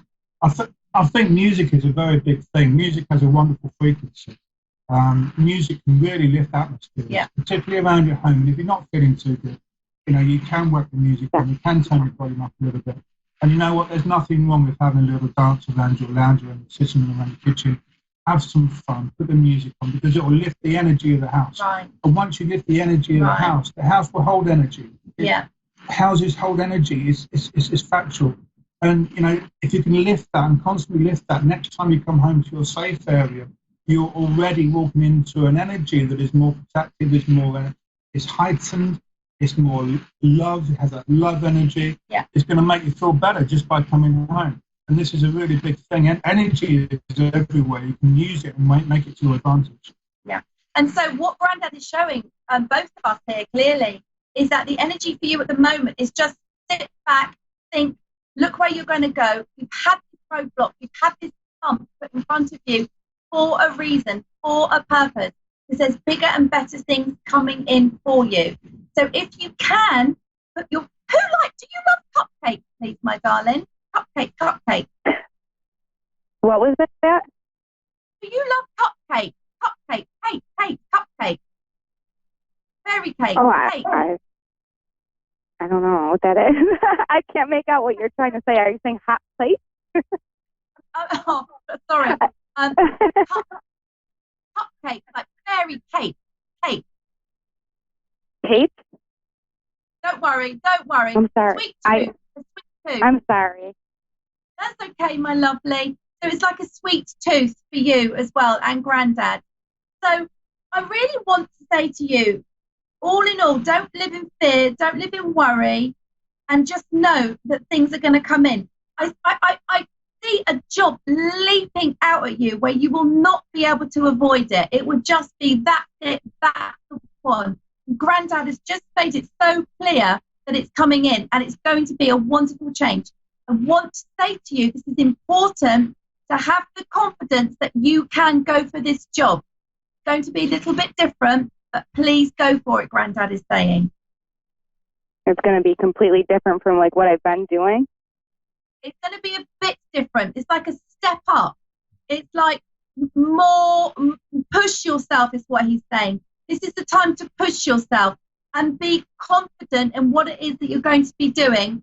It's going to be with a team around you, a few more people that you'll be leading, that you'll be in charge of, and definitely go for it is what he wants to say. Good time's coming. Yeah, good time's coming. Okay. Oh, that's awesome. All right. Thank you so much. You're welcome. I'm the Modern Day Medium. You can find me on Facebook or my website, The Modern Day Medium, and I do Skype calls and Facebook calls if you ever want another reading, sweetheart. Okay? Okay. Thank you guys so much. You're welcome. Enjoy. So what a lovely evening we've had. We've had wonderful Jono here, who's been explaining his spirit release therapy, which is just great. And it was really important for me to bring Jono on to explain it, where we don't have to necessarily go for the medicine or the antidepressants, because we are physical, emotional, spiritual, we're all of these things, and we don't necessarily just have to assume that that's what's wrong with us. And so it's vital for us to understand that there could be something else that's going on. And so you can find Jono Webster, psychic surgeon, Jono Webster is it, on Facebook, website, and spirit release therapist. So that's wonderful. And for me, I'm going to be so looking forward next week to my show. We'll be doing something different again then. I don't know what I'm going to be talking about, but I've got so many different things that I'm qualified in that I can go through, just to spread some love, some help, and advice, and of course, definitely some readings, because that's what I love doing the most.